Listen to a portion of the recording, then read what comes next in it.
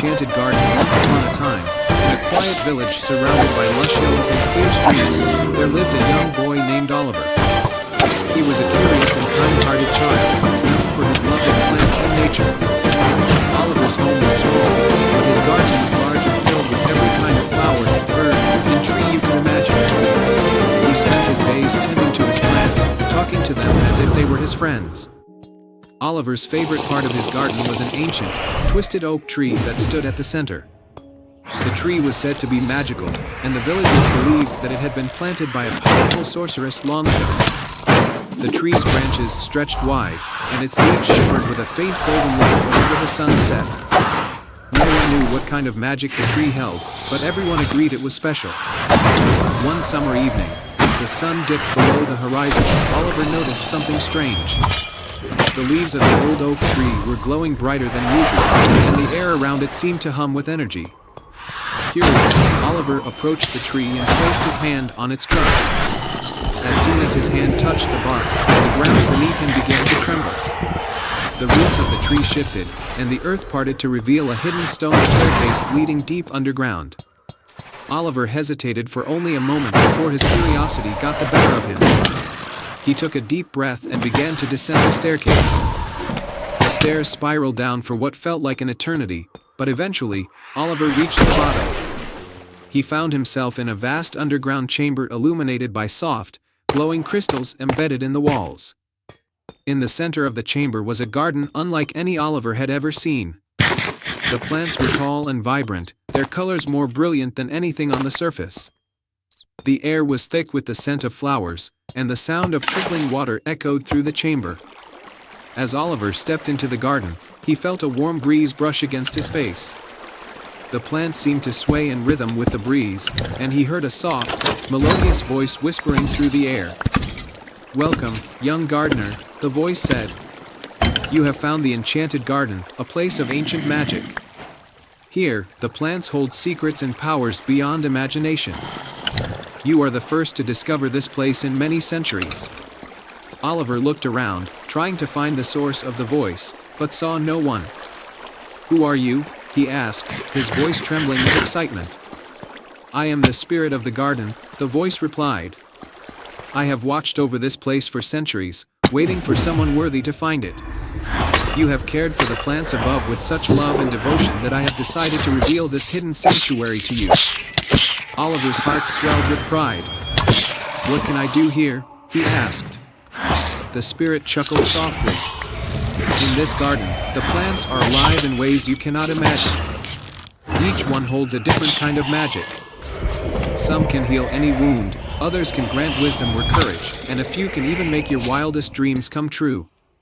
But be warned, young Oliver, magic is powerful, and it must be used wisely." Oliver nodded eagerly.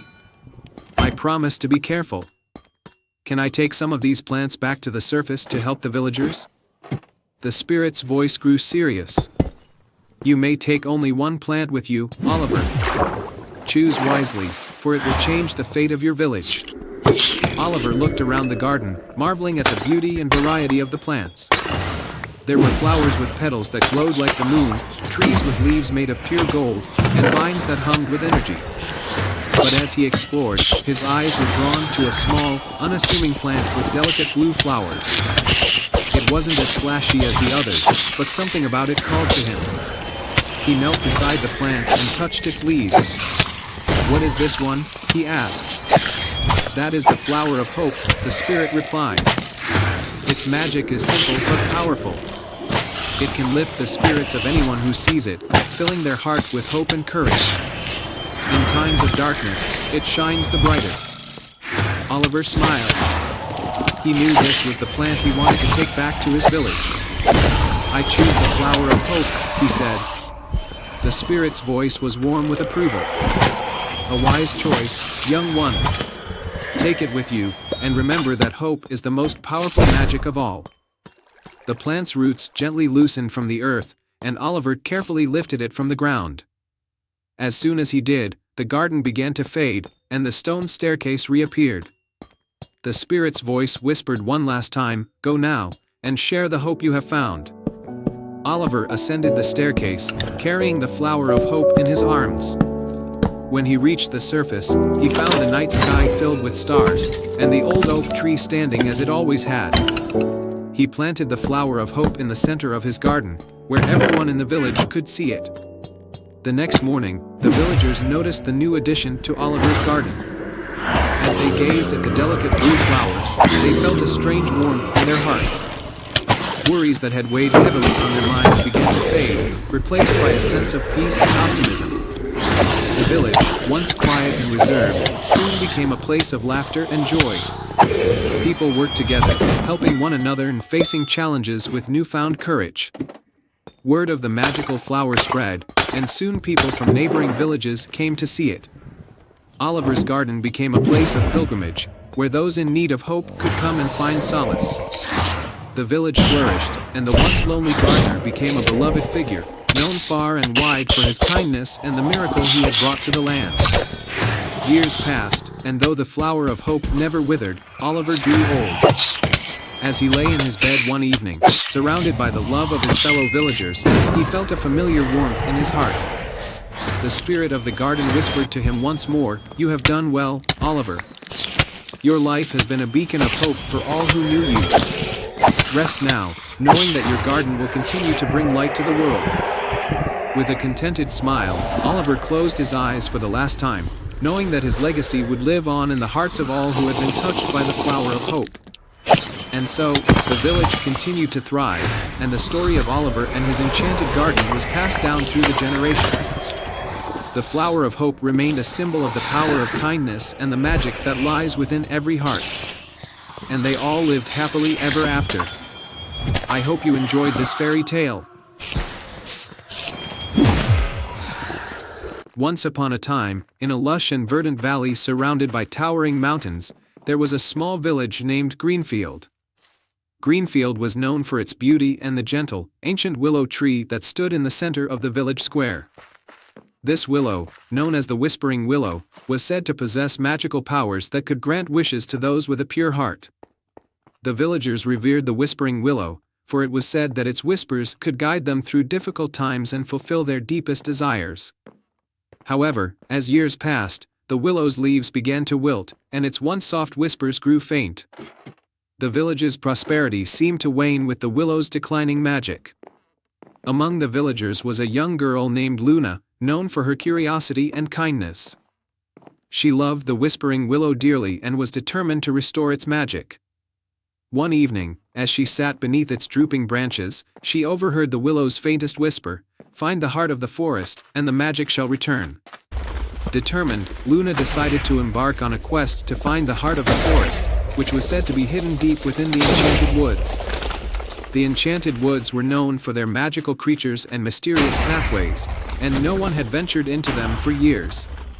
Early the next morning, Luna set off with a small satchel filled with provisions and a heart full of hope. As she ventured into the woods, she met a cheerful squirrel named Nutmeg, who seemed to have a keen sense of direction. "Hello, Nutmeg," Luna said. "I'm searching for the heart of the forest. Can you help me find it?" Nutmeg twitched his nose and nodded. "Follow the path of golden acorns," he instructed. "They will guide you to the heart." Luna followed the trail of golden acorns, which led her deeper into the woods. She soon arrived at a sparkling brook where a graceful swan named Celine floated gracefully. Celine was known for her wisdom and her ability to see beyond the surface. To reach the heart of the forest, Celine said, "You must cross this brook by solving a riddle. Only then will the path become clear." Celine's riddle was, "I can fly without wings. I can cry without eyes. Wherever I go, darkness flies. What am I?" Luna pondered the riddle and replied, "A cloud." Celine smiled and allowed Luna to cross the brook. As she continued, she came upon a clearing where a gentle giant of a tree stood.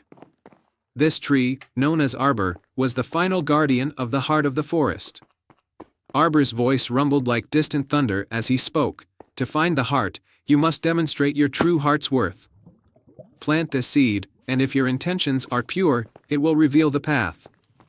Luna took the seed and planted it in the fertile soil of the clearing. She watered it with care and patience, and watched as it grew into a radiant tree with luminous, silver leaves. At the tree's base was a hidden compartment, and inside it was a glowing crystal, the heart of the forest. With the heart of the forest in hand, Luna made her way back to Greenfield. As she approached the whispering willow, she gently placed the crystal into a hollow within the tree's trunk. The moment the crystal touched the tree, a brilliant light erupted, and the willow's leaves began to shimmer and glow. The whispering willow's whispers grew louder and more vibrant, filling the village with a sense of joy and wonder. The village of Greenfield thrived once more, with its fields becoming lush and its people's spirits lifted. The willow's magic had been restored, and the village celebrated Luna's bravery and kindness. The tale of Luna's quest became a cherished story in Greenfield, passed down through generations. The whispering willow continued to stand as a symbol of hope and magic, reminding everyone that true magic lies in the purity of the heart and the courage to embark on a quest for the greater good. And so, Greenfield flourished, its nights brightened by the willow's whispers and its days filled with prosperity and joy, thanks to the bravery and determination of a young girl who listened to the whispers of her heart. Once upon a time, in the heart of a dense forest, there stood an ancient willow tree known as the Whispering Willow. It was said that the willow could speak to those who listened closely and that it granted guidance to those who truly needed it. Villagers from nearby towns would journey to the tree in hopes of receiving its wisdom, but few had ever succeeded. In a small village called Meadowbrook, there lived a young girl named Elara. Elara was known for her adventurous spirit and her kind heart. One day, the village was struck by a terrible drought. The river that ran through Meadowbrook had dried up, leaving the crops parched and the villagers worried. Desperate for a solution, Elara remembered the tales of the Whispering Willow and decided to seek its counsel.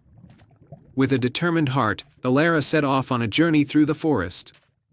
The path was winding and overgrown, and as the sun began to set, the forest took on a magical glow. Elara felt a mixture of excitement and apprehension. She finally reached a clearing where the ancient willow stood, its branches drooping gracefully to the ground. As she approached the tree, she heard a gentle rustling, like the softest of whispers. Elara stood still, listening intently. The willow's branches swayed, and a soothing voice spoke, "Welcome, Elara. What troubles you?" Elara took a deep breath and spoke from her heart. "Our village is suffering from a terrible drought. The river has dried up, and the crops are dying. We don't know what to do. Can you help us?" The Whispering Willow's leaves rustled thoughtfully. "To restore the river and save your village, you must first find the hidden crystal of the springs. It is a powerful gem that controls the flow of water, but it is guarded by a fierce creature deep in the forest."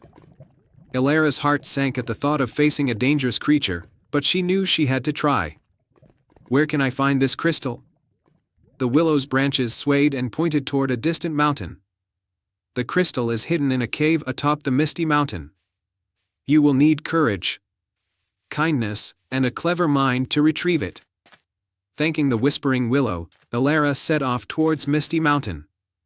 The journey was arduous, the path was steep and treacherous, and the air grew colder as she climbed higher. But Elara was determined, fueled by the thought of her village in need. As she reached the entrance to the cave, she saw a large, fearsome dragon perched atop a pile of glittering treasures. The dragon's scales shimmered like the night sky, and its eyes glowed with a fierce intelligence. Elara's heart raced, but she remembered the Whispering Willow's advice, to use courage, kindness, and cleverness. With a deep breath, Elara stepped forward. "Great dragon, I come in peace. My village is suffering from a drought, and I seek the crystal of the springs to save them. I ask for your help." The dragon's eyes softened as it regarded Elara. "Many have come seeking the crystal, but few have shown true courage and kindness. Why should I give it to you?" Elara took a deep breath and spoke with sincerity. "I do not seek the crystal for myself but for the well-being of my village. I promise to use it wisely and return it once the river is restored." The dragon studied Elara for a moment before nodding. "Your words are true, and your heart is pure. I will grant you the crystal, but remember, its power is great, and it must be used with great care. The dragon carefully handed Alara the crystal, which glowed with a soft, soothing light. With the precious gem in hand, Alara made her way back to Meadowbrook. The journey was just as challenging, but her heart was light with hope. When she returned, she took the crystal to the dried-up riverbed. With the villagers gathered around, she placed the crystal in the center and whispered a heartfelt plea for the river to flow again. As if responding to her call, the crystal began to shimmer brightly. The ground rumbled slightly, and soon, the river started to flow once more. Water gushed from the riverbed, filling it with life and vitality. The crops began to flourish, and the village erupted in joyous celebration. Alara returned the crystal to the Whispering Willow, as she had promised. The tree's leaves rustled with approval, and the willow spoke one last time. "You have shown great courage, kindness, and wisdom, Alara. The true magic lies not just in the crystal but in the heart that seeks to help others." From that day on, Meadowbrook thrived once more, and Alara became known as the hero who saved her village. The Whispering Willow continued to watch over the forest, and the tale of Alara's bravery was told for generations to come. And so, Alara and her village lived happily ever after, always grateful for the wisdom of the Whispering Willow and the magic of a kind heart. Once upon a time, in a kingdom nestled between misty mountains and sparkling rivers, there was a small village called Bramblewood. Bramblewood was known for its lush meadows and friendly people, but its most treasured possession was a legendary artifact, the Golden Compass. This magical compass was said to guide its bearer to their heart's true desire. For years, the Golden Compass had been kept in the village's ancient tower, guarded by a wise old keeper named Master Finn. The compass had always pointed true, guiding many villagers in their quests and adventures. But as time passed, its magic began to fade, and the compass's needle no longer moved with certainty. One day, a young and curious girl named Lyra arrived in Bramblewood. Lyra was known for her adventurous spirit and her love of stories. When she heard about the Golden Compass and its fading magic, she felt a strong urge to help. She believed that the compass's magic was tied to the dreams and wishes of the villagers, and she decided to seek out the source of the problem. Lyra approached Master Finn and asked, "How can I restore the magic of the Golden Compass?" Master Finn looked at her kindly. "The compass's power wanes because it has lost its connection to the dreams of those it has guided. To restore it, you must journey to the enchanted lake at the edge of the kingdom. There, you will find the Moonstone, which holds the key to renewing the compass's magic. But be wary, the journey is not without peril." Determined, Lyra set off on her quest. She traveled through dense forests and over rolling hills, guided by the last faint glimmer of the compass. Along her journey, she faced several challenges. First, Lyra encountered a deep chasm with no visible way across. As she pondered her predicament, she noticed a series of stepping stones appearing and disappearing in the chasm. By carefully timing her steps, she managed to cross safely. Next, she reached the Whispering Forest, where the trees seemed to whisper riddles and secrets. To navigate through the forest, Lyra had to solve a riddle posed by the trees. "I am taken from a mine, and shut up in a wooden case, from which I am never released, and yet I am used by almost every person. What am I?" Lyra thought hard and answered, "A pencil." The trees parted, revealing a path to the enchanted lake. As she arrived, she saw the Moonstone resting on a pedestal in the center of the lake. To reach it, she had to cross a series of floating lily pads. Each pad glowed softly, but some were unstable and would sink if she stepped on them. With careful balance and a steady heart, Lyra crossed the lily pads and reached the Moonstone. As she touched it, the stone began to glow brightly, and a shimmering bridge of light appeared, leading her back to the shore. Lyra returned to Bramblewood with the Moonstone, which she placed alongside the Golden Compass. As the Moonstone's light touched the compass, the needle began to spin with renewed energy, glowing with a warm, golden light. The compass's magic was restored, and it now pointed true with unwavering certainty. The villagers rejoiced, grateful to Lyra for her bravery and determination. They celebrated with a grand feast and honored Lyra with a special ceremony. Master Finn approached Lyra and said, "You have not only restored the compass's magic but also reminded us of the importance of dreams and hope. The golden compass will now guide future generations with its renewed power." As the festivities continued, Lyra felt a deep sense of fulfillment. She had not only achieved her goal but had also learned the value of perseverance and the power of following one's heart. With a heart full of joy, Lyra bid farewell to the villagers and continued her adventures, carrying with her the lessons she had learned and the memories of her quest. The golden compass remained a cherished symbol of hope and guidance in Bramblewood, its magic forever intertwined with the dreams and aspirations of those who sought its wisdom. And so, Bramblewood flourished, guided by the golden compass and the spirit of adventure that Lyra had rekindled. The village thrived under the watchful glow of the compass, its light a beacon of hope for all who ventured forth. Once upon a time, in a quaint village nestled between lush hills and shimmering lakes, there was a small amusement park known as Dreamland. Dreamland was famous for its magical carousel, a majestic wooden ride adorned with carved animals and intricate designs. The carousel was said to have the power to bring dreams to life, but only if ridden during a rare celestial event called the Night of Stars. In this village lived a gentle girl named Alara, who had always been enchanted by the stories of Dreamland's carousel. Her favorite story was about a hidden magical realm that could be accessed through the carousel during the Night of Stars. This rare event happened only once every 100 years, and Alara was determined to experience it. As the Night of Stars approached, the villagers prepared for the celestial event with great excitement. The sky would be filled with falling stars, and the carousel would be illuminated with thousands of twinkling lights. Alara, who had always dreamed of visiting the magical realm, felt a mixture of excitement and trepidation.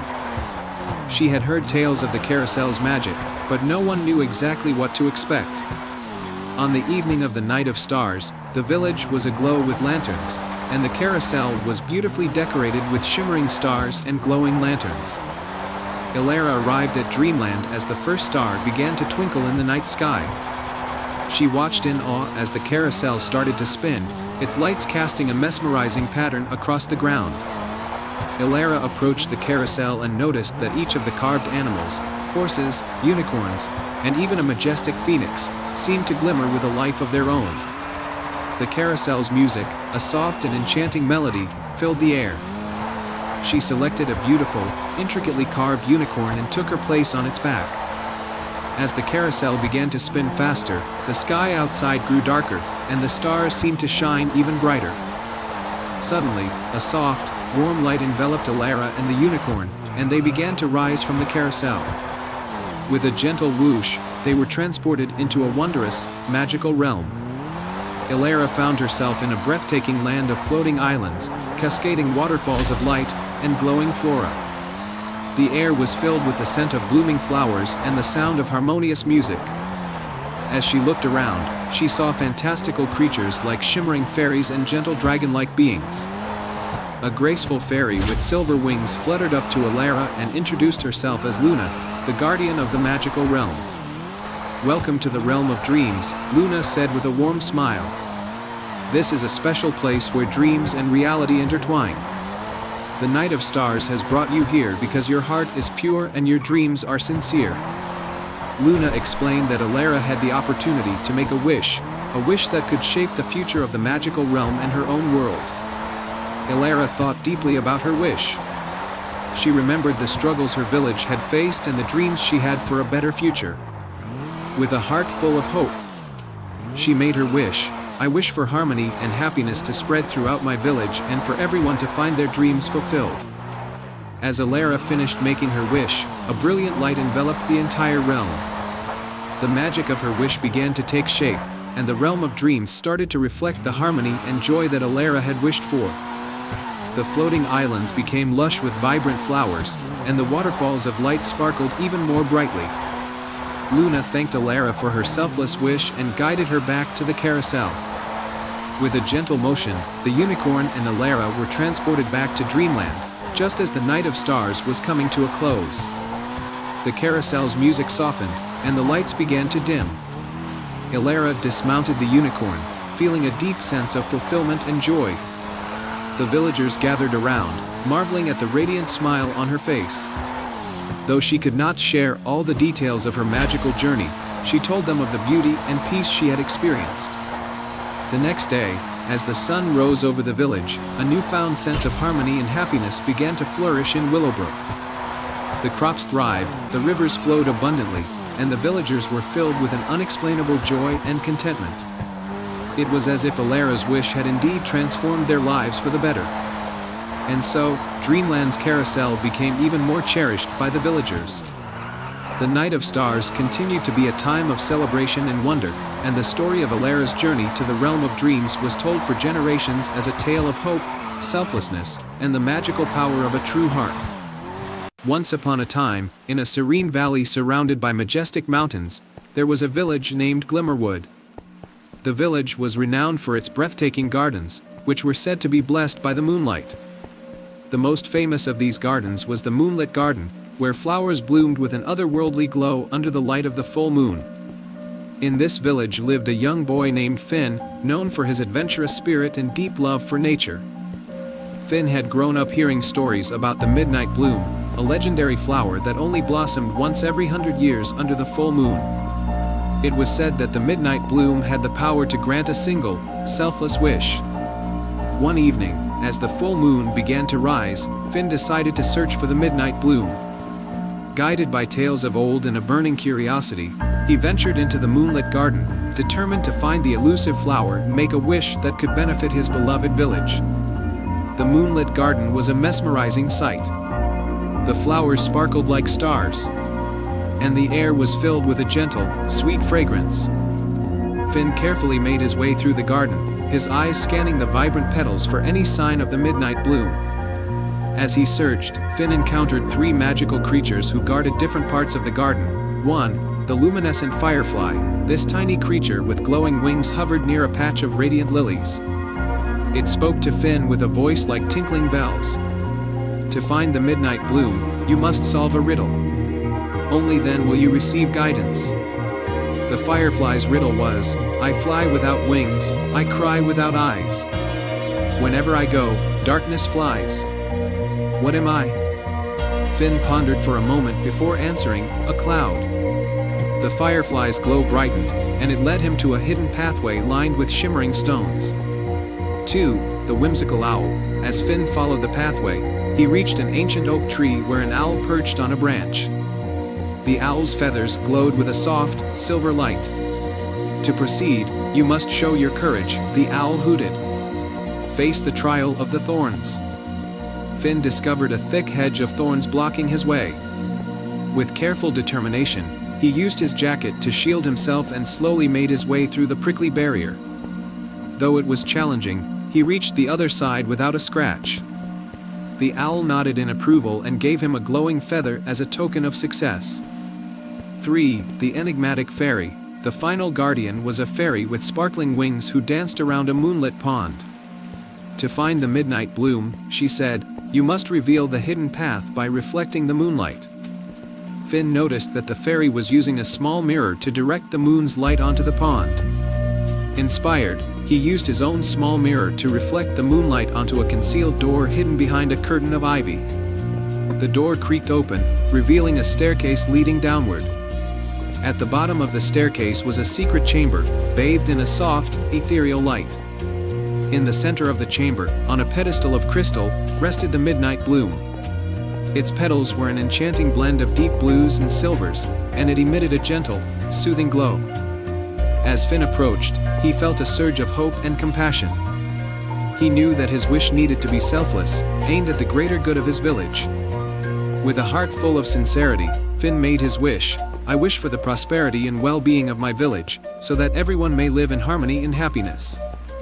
The Midnight Bloom's petals shimmered brightly, and a warm, golden light filled the chamber. Finn felt a gentle breeze as the flower's magic began to spread throughout the valley.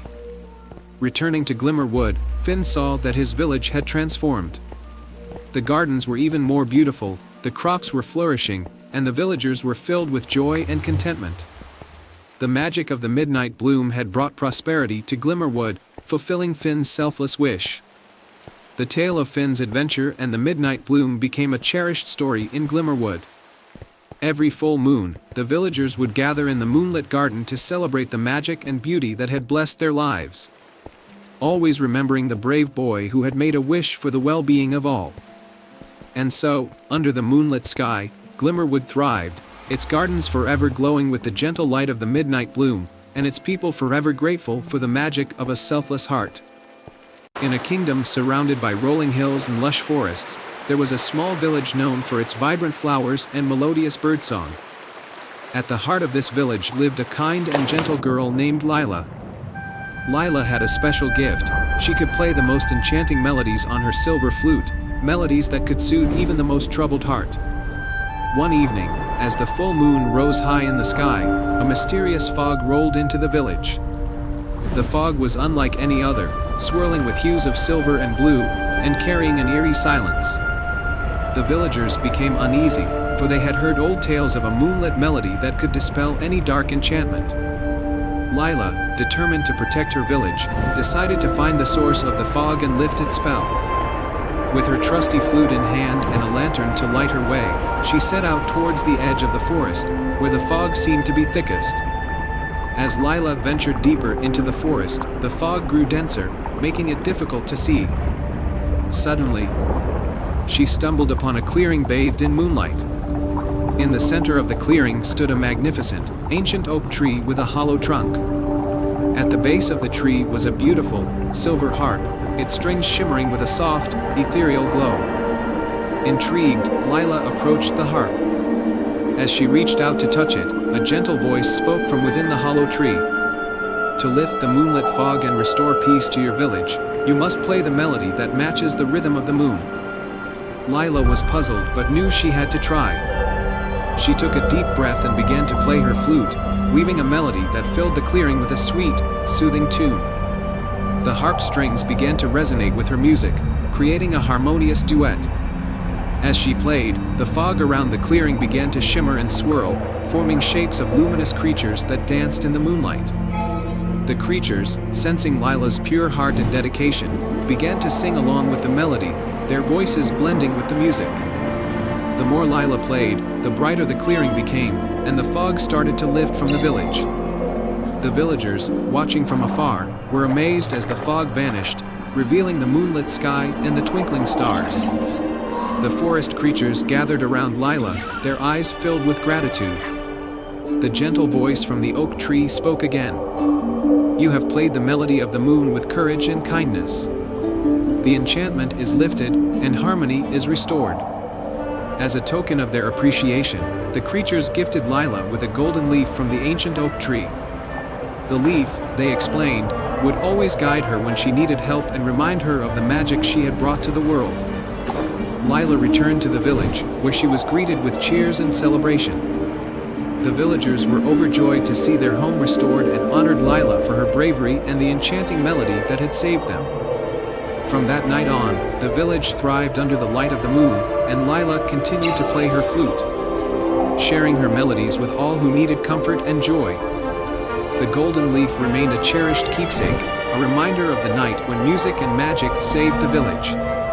And so, under the moonlit sky, Lila's melodies echoed through the hills, a testament to the power of music, courage, and the magic that lies within the heart. Once upon a time, in a land of rolling hills and emerald forests, there lay a hidden kingdom called Nocturna. Nocturna was a realm where night reigned supreme, illuminated by the light of 1,000 fireflies and the glow of the moon.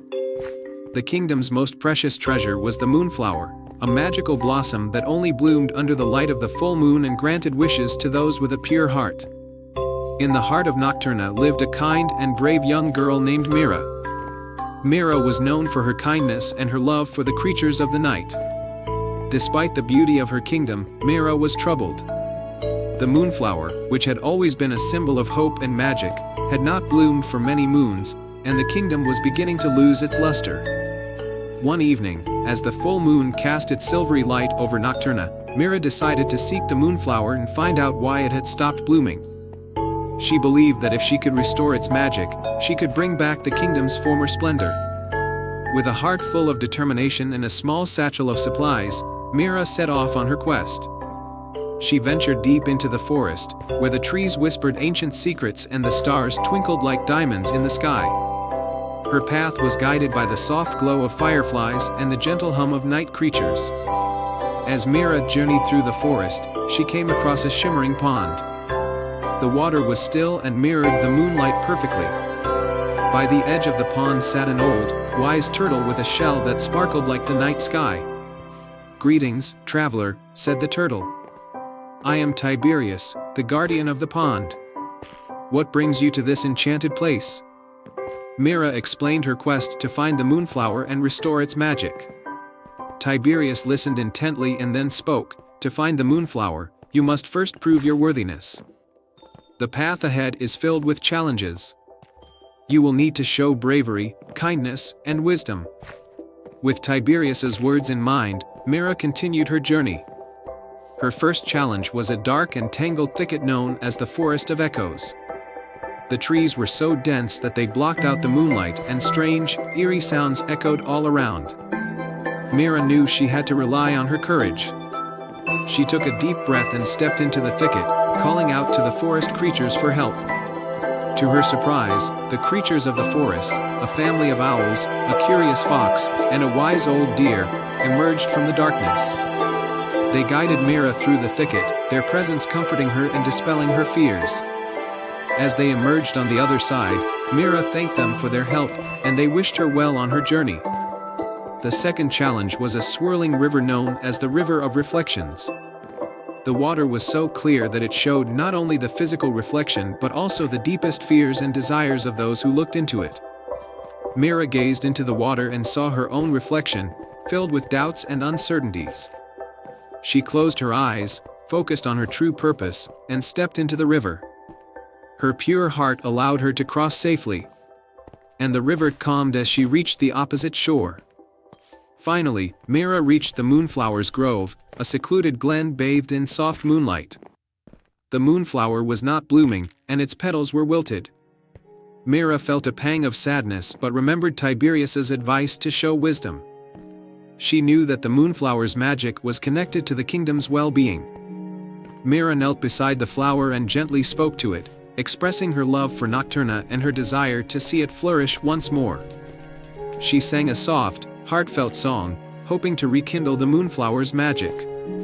As she sang, the moonflower began to shimmer with a soft, golden light. Its petals slowly unfurled, revealing a dazzling, radiant bloom. The moonflower's light spread across the grove, and the kingdom of Nocturna began to glow with renewed brilliance. The fireflies danced joyfully, and the creatures of the night celebrated the return of their beloved blossom. Mira's heart swelled with happiness, knowing that she had restored the magic to her kingdom. As Mira made her way back to Nocturna, she was greeted with cheers and gratitude from her fellow villagers. The moonflower's bloom had brought back the kingdom's splendor, and the people celebrated with a grand feast under the moonlight. Mira's bravery, kindness, and wisdom became legendary in Nocturna. The moonflower continued to bloom under the light of each full moon, a symbol of hope and the magic that resided in every heart. And so, under the watchful gaze of the moon and the glow of the moonflower, the kingdom of Nocturna thrived and lived happily ever after. Once upon a time, in a land where rolling hills met shimmering lakes, there was a quaint village named Glendwood. Nestled in this village was a humble cottage belonging to a young woman named Lyra. Lyra was known for her extraordinary gift with animals. She had a special way of understanding them and often helped them with their troubles. One crisp autumn morning, as Lyra was tending to her garden, a small, frantic squirrel named Nutmeg scampered up to her, chattering nervously. "Lyra! Lyra! You must help us!" Nutmeg cried. "The great oak tree in the heart of the forest is in trouble. It's losing its magic, and if it falls, the entire forest will wither." Lyra's heart sank. The great oak tree was the heart of the forest and the source of all its enchantments. Without its magic, the entire land would be in peril. Determined to help, Lyra gathered her things and set off for the forest, with Nutmeg leading the way. As Lyra ventured into the dense forest, she noticed that the usually vibrant foliage was beginning to turn gray and brittle. The forest creatures she encountered looked worried and weary. Lyra's heart ached for them as she pressed on, guided by Nutmeg's frantic chatter. Finally, they reached the great oak tree. Its once majestic branches were drooping, and its leaves had lost their brilliant green. At the base of the tree was a small, locked chest covered in moss. The chest seemed to pulse with a faint, dying glow. Lyra approached the chest, and Nutmeg explained, "The tree's magic is trapped inside this chest. The key to opening it was stolen by a mischievous fairy named Thistle. Thistle has been hiding in the misty glade and won't return it." Without hesitation, Lyra set off towards the misty glade, where Thistle, the fairy, was rumored to dwell. The misty glade was a mystical place, shrouded in swirling mists and filled with ancient magic. As Lyra entered the glade, she found Thistle, a small fairy with iridescent wings and a mischievous grin. Thistle was dancing among the flowers, seemingly oblivious to the troubles he had caused. "Thistle," Lyra called out. "We need the key to the chest at the great oak tree. It's crucial for the forest's survival."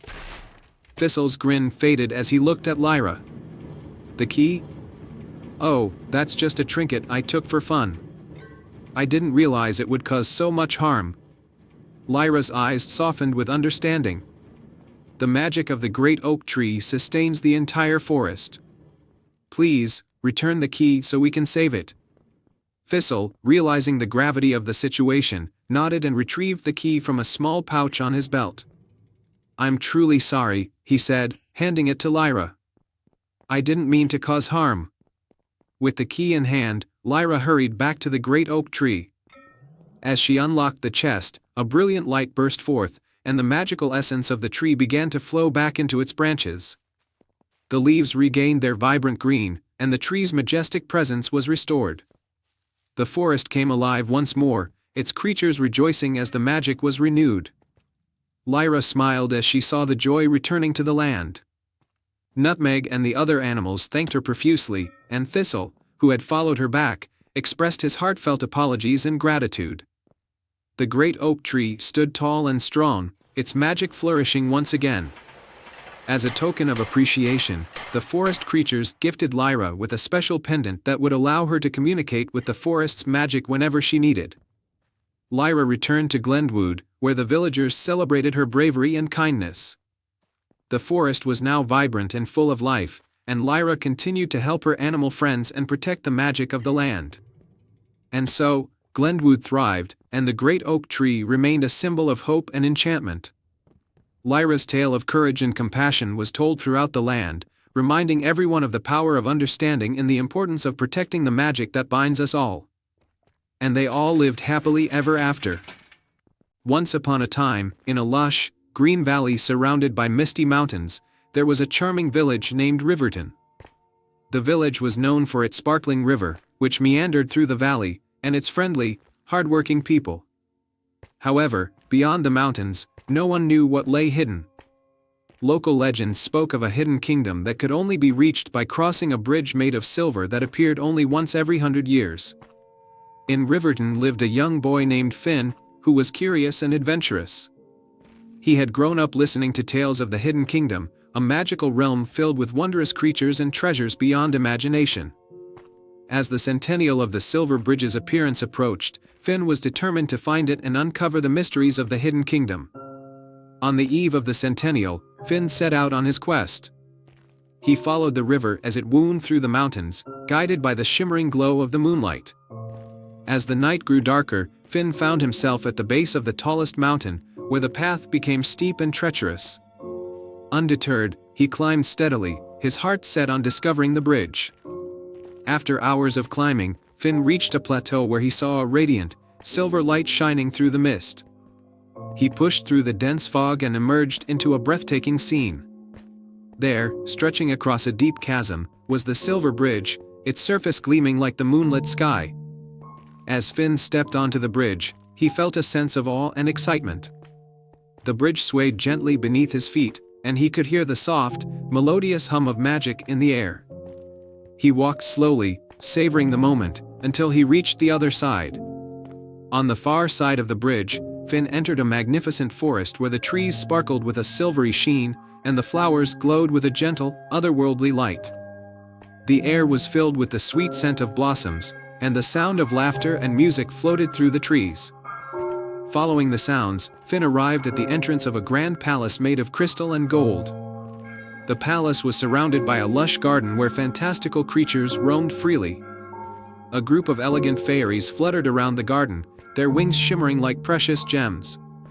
A kind fairy queen named Lysandra welcomed Finn with a warm smile. "Welcome to the Hidden Kingdom, brave traveler. We have been expecting you. You are the first to cross the Silver Bridge in 100 years." Finn was astonished by the beauty and magic of the Hidden Kingdom. "I've heard so many stories about this place," he said. "I wanted to see if the tales were true."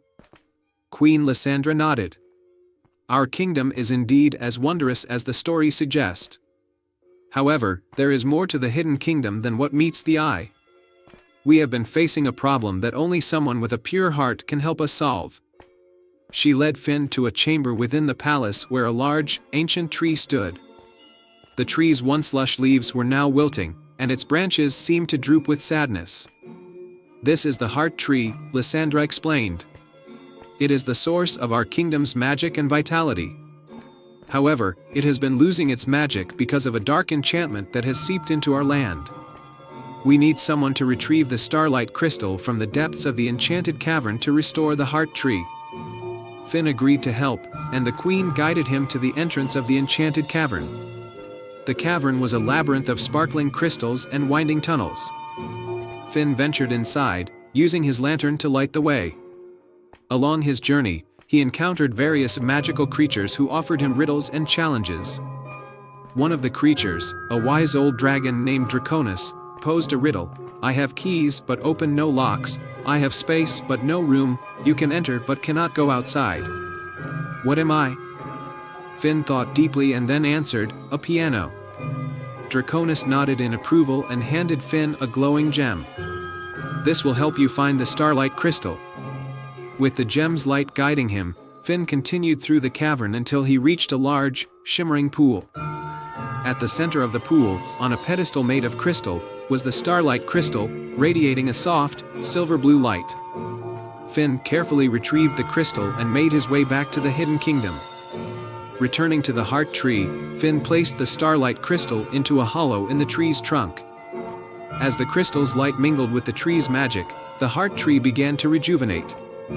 Its leaves unfurled and its branches lifted, glowing with renewed vigor. The Hidden Kingdom was filled with joy and celebration. Queen Lysandra and her subjects thanked Finn for his bravery and selflessness.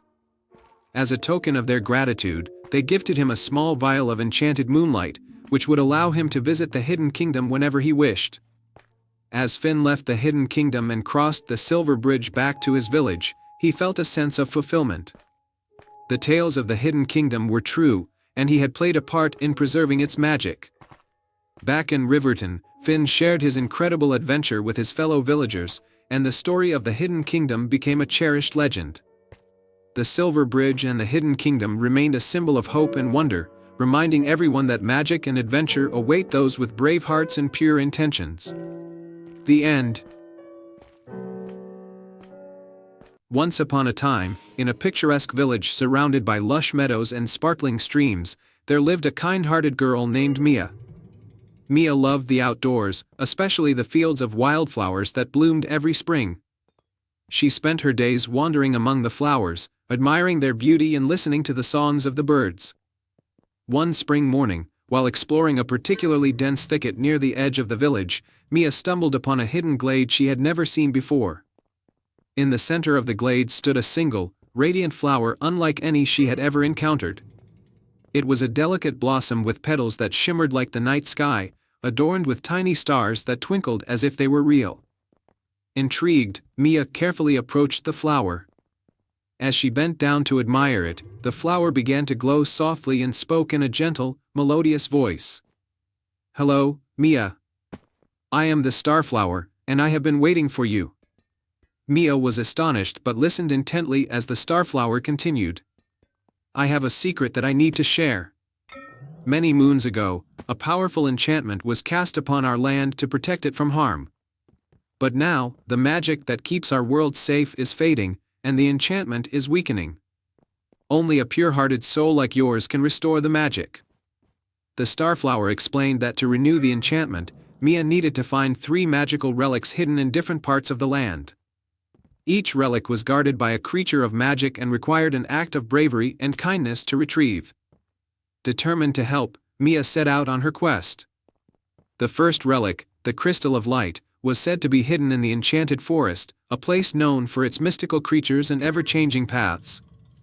As Mia ventured into the forest, she encountered a majestic stag with antlers that glowed like the moon.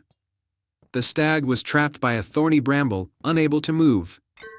Mia carefully freed the stag from the bramble, and in gratitude, the stag guided her to a hidden grove where the Crystal of Light lay atop a pedestal, surrounded by a ring of glowing mushrooms. With the crystal safely in hand, Mia continued her journey. The second relic, the Feather of Winds, was said to be guarded by a wise old owl in the Whispering Mountains. Mia climbed the rocky paths to reach the owl's lair. The owl was perched atop a high cliff, and it asked Mia to solve a riddle to prove her worth. With her quick thinking and kind heart, Mia solved the riddle, and the owl gifted her the Feather of Winds, which shimmered with all the colors of the sky. The final relic, the Heartstone, was hidden in the depths of the river, guarded by a gentle water spirit. The river was swift and treacherous, but Mia showed courage by helping the spirit, who was tangled in a net left behind by careless travelers. In return, the water spirit led Mia to a serene underwater grotto where the Heartstone glowed with a warm, soothing light. With all 3 relics collected, Mia returned to the hidden glade where the Starflower awaited. The flower glowed even more brightly as Mia placed the relics around its base. As she did, a wave of magic surged through the land, restoring the enchantment and filling the world with a renewed sense of wonder and harmony. The Starflower thanked Mia for her bravery and kindness, and as a reward, it granted her a special gift, a tiny, enchanted seed. The seed had the power to grow into any flower Mia desired, and it would always remind her of the magical adventure she had experienced. Mia returned to her village, where she planted the enchanted seed in her garden.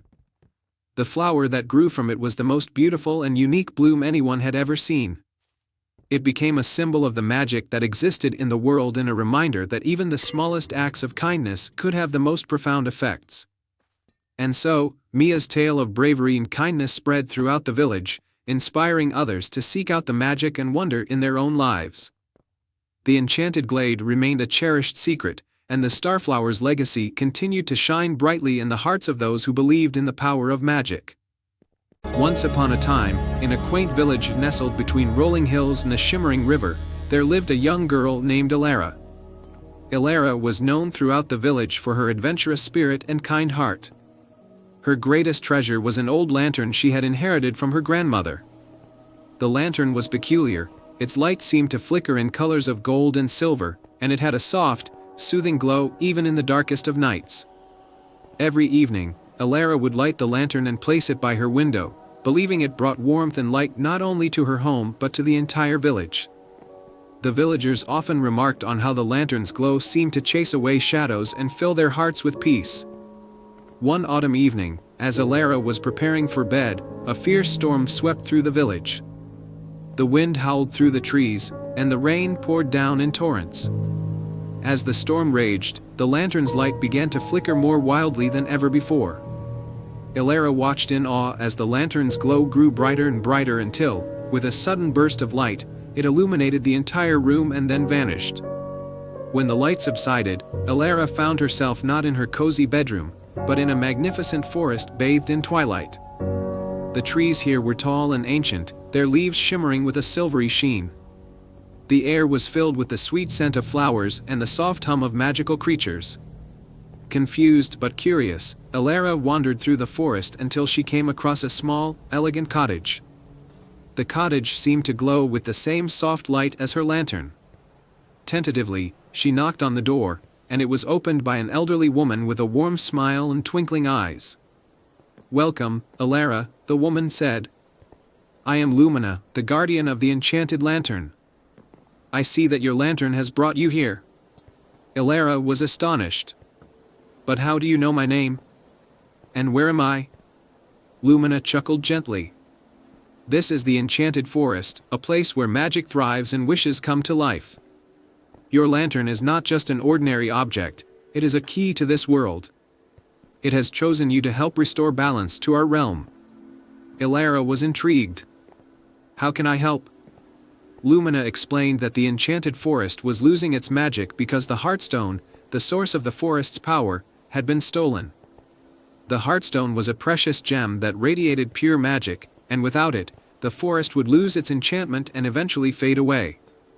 The Heartstone was taken by a mischievous sprite named Thistle, Lumina said. He has hidden it deep within the gloomy caverns. Only someone with a pure heart and brave spirit can retrieve it and restore the balance. Elara, feeling a deep sense of responsibility, agreed to help. Lumina handed her a small, silver key. This will guide you to the gloomy caverns. Trust in your lantern's light, and it will lead you through the darkness. With the key in hand and her lantern glowing brightly, Elara set off towards the gloomy caverns. The journey was treacherous, with swirling mists and eerie shadows. But as she ventured deeper, the lantern's light grew stronger, illuminating a path through the gloom. Finally, she reached the entrance to the gloomy caverns. The cavern was dark and foreboding, but Elara's lantern pierced through the darkness. She followed the path until she found Thistle, the sprite, who was sitting on a rock, fiddling with the Heartstone. Why did you steal the Heartstone? Elara asked bravely. The Enchanted Forest needs it to survive. Thistle looked up, his eyes filled with mischief and regret. I took it because I wanted to be the most powerful sprite in the forest. But I didn't realize that without the Heartstone, the magic of the forest would wither. I've been feeling its loss, and I know now that it was a mistake. Elara's heart softened. It's never too late to make things right. Please return the Heartstone, and together we can restore the magic. Thistle hesitated but then handed the Heartstone to Elara. She took it with gratitude and placed it in her lantern. The moment the Heartstone touched the lantern, it glowed with a brilliant light, filling the cavern with warmth and magic. Elara made her way back to the Enchanted Forest, with Thistle and the Heartstone in tow. As she approached the forest, the trees began to shimmer and the flowers bloomed with renewed brilliance. The magic of the forest had been restored. Lumina greeted her with a joyous smile. You have done a great deed, Elara. The Heartstone's return has brought back the enchantment of the forest. The lantern's light will always guide you, and you will forever be a friend of the Enchanted Forest. With a grateful heart, Elara bid farewell to Lumina and Thistle. As she held the lantern close, she felt a gentle pull, and in a flash of light, she found herself back in her own room. The storm had passed, and the village was calm once more. The lantern's light shone with a renewed brilliance, and Elara knew that the magic of the Enchanted Forest was forever intertwined with her own world. From that day on, the lantern became a symbol of hope and courage, and Elara's adventures were shared as tales of bravery and kindness. And every night, as she looked up at the stars, she felt a connection to the enchanted realm, knowing that magic was always just a light away. The end. In a lush, green valley bordered by towering mountains, there was a quaint village known as Rivermist. This village was famous for its serene beauty and the crystal-clear river that wound through it. The villagers lived simple, happy lives, and everything seemed perfect, except for one thing: the village was divided by a great chasm that had always been too wide to cross. For generations, the villagers had dreamed of building a bridge across the chasm, but no matter how hard they tried, the task always seemed impossible. The chasm was so deep and so wide that even the most skilled builders and engineers could not come up with a solution. One evening, as the moonlight bathed the village in a silvery glow, a mysterious traveler arrived. The traveler was cloaked in a shimmering robe and wore a silver mask that hid their face. The villagers gathered around, curious and hopeful. The traveler introduced themselves as Lyric, a wanderer who had heard of Rivermist's plight. "I have come to help you build your bridge," Lyric said. "But first, you must complete a task." The villagers were intrigued. "What task?" they asked eagerly. Lyric smiled and replied, "You must each bring something that represents your deepest wish. Place these items at the edge of the chasm by the next full moon, and the magic will reveal itself. The villagers were puzzled but determined. They set out to find objects that represented their greatest wishes. Some brought tokens of love and family, others brought symbols of prosperity and health. As the full moon approached, the villagers gathered their items and placed them carefully at the edge of the chasm. When the full moon rose high in the sky, Lyric returned. With a graceful wave of their hand, Lyric began to chant in an ancient language. The moonlight seemed to respond, glowing brighter and brighter until it shone directly over the chasm. As the villagers watched in awe, the moonlight began to take shape. The light coalesced into a shimmering, translucent bridge that spanned the chasm. It was as if the moon itself had reached down to touch the ground, creating a path of light and magic. Lyric turned to the amazed villagers and said, "The bridge has been built with the power of your wishes and the magic of the moon. It will be strong and enduring as long as the wishes are kept alive in your hearts." The villagers eagerly crossed the moonlit bridge, marveling at its beauty and strength. It was as if they were walking on a pathway of dreams. On the other side of the chasm, they found a lush, untouched land that was filled with abundant resources and breathtaking landscapes. The villagers made the new land their own, and soon Rivermist became a thriving, united community. The bridge became a symbol of their shared dreams and the power of hope and unity. It was said that on nights when the moon was full, the bridge would shine even brighter, reminding the villagers of the magic they had created together. Lyric, having fulfilled their promise, quietly disappeared into the night, leaving behind only a trail of moonlight. The villagers never saw Lyric again, but they remembered the traveler with gratitude and wonder. As years passed, the tale of the moonlit bridge was told and retold, becoming a cherished legend in Rivermist. The bridge remained a testament to the villagers' dreams and the magic that can happen when people come together with hope and determination. And so, Rivermist flourished, with the moonlit bridge standing as a glowing reminder of the wonders that can be achieved when hearts are united and wishes are shared. The end. Once upon a time, in the magical kingdom of Verdantia, nestled between verdant hills and sparkling lakes, there was a legend about a mystical creature known as the Rainbow Dragon. This dragon was said to possess scales of shimmering colors and could control the weather with a single breath. Its presence brought prosperity and happiness to the land, but it had not been seen for centuries. The people of Verdantia had lived in peace and abundance, thanks to the ancient blessing of the Rainbow Dragon. However, as time passed and the dragon disappeared, the kingdom began to experience harsh winters, scorching summers, and erratic weather patterns. The crops failed, and the rivers began to dry up. King Cedric, the wise and compassionate ruler of Verdantia, knew something had to be done. One day, he called upon the bravest and most adventurous souls in the kingdom. Among them was a young girl named Elara.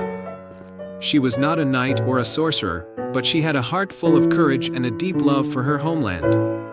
Elara had always been fascinated by the stories of the Rainbow Dragon and dreamed of one day seeing it with her own eyes.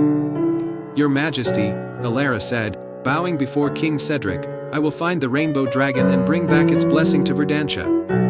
King Cedric looked at Elara with admiration. "You have a brave heart, Elara. Take this map. It will guide you to the Whispering Mountains, where it is said the Rainbow Dragon dwells. May the spirits of Verdantia protect you on your journey." With the map in hand and determination in her heart, Elara set off on her quest. She traveled through dense forests, crossed roaring rivers, and climbed steep hills, guided by the map and her unwavering resolve.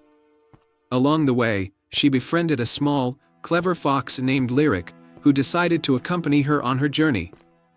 "Hello, Elara," Lyric said, his eyes twinkling with mischief. "I know these lands well and can help you find the Rainbow Dragon." Grateful for the company, Elara and Lyric continued their journey together. As they reached the edge of the Whispering Mountains, they encountered an ancient tree with a face carved into its bark. The tree was the guardian of the mountains and spoke in a deep, resonant voice. "Brave traveler," the guardian said, "to pass through these mountains, you must solve my riddle. I can fly without wings. I can cry without eyes. Whenever I go, darkness flies. What am I?" Ilara thought for a moment and then replied, "A cloud." The guardian's branches rustled in approval, and it revealed a hidden path that led through the mountains. "Proceed with courage, Ilara, and may your heart guide you." As they journeyed deeper into the mountains, Ilara and Lyric came across a sparkling stream guarded by a graceful water nymph named Seraphina. The nymph's laughter was like music, and she greeted them with a smile. "To cross my stream," Seraphina said, "you must show your compassion. There is a wounded bird nearby that needs help. Tend to it, and I will grant you passage." Ilara and Lyric found the injured bird and gently cared for it, using herbs and bandages. Once the bird was healed, it sang a beautiful song of gratitude and flew away. Seraphina, touched by their kindness, created a bridge of water lilies for them to cross. On the other side of the stream, they arrived at a cave that glowed with a soft, ethereal light. Inside, they found the rainbow dragon, resting peacefully. Its scales shimmered in every color imaginable, creating a mesmerizing display of light. The rainbow dragon opened its eyes and looked at Ilara. "Brave girl, why have you come to my lair?" Ilara stepped forward and spoke from her heart. "Great rainbow dragon, our kingdom is in dire need of your blessing. The weather has become erratic, and our people are suffering. I beg you to return to Verdantia and restore balance to our land." The rainbow dragon listened intently and then nodded. "I have been waiting for someone with a pure heart and selfless intentions to seek me out. I will return to Verdantia and bring back the prosperity it once knew." With a powerful beat of its wings, the rainbow dragon soared into the sky, its scales casting a brilliant light over the land. Ilara and Lyric followed, watching in awe as the dragon's magic transformed the kingdom. The weather returned to normal, the rivers flowed with crystal-clear water, and the fields bloomed with vibrant crops. King Cedric and the people of Verdantia rejoiced at the return of the rainbow dragon. The kingdom was restored to its former glory, and Ilara was celebrated as a hero.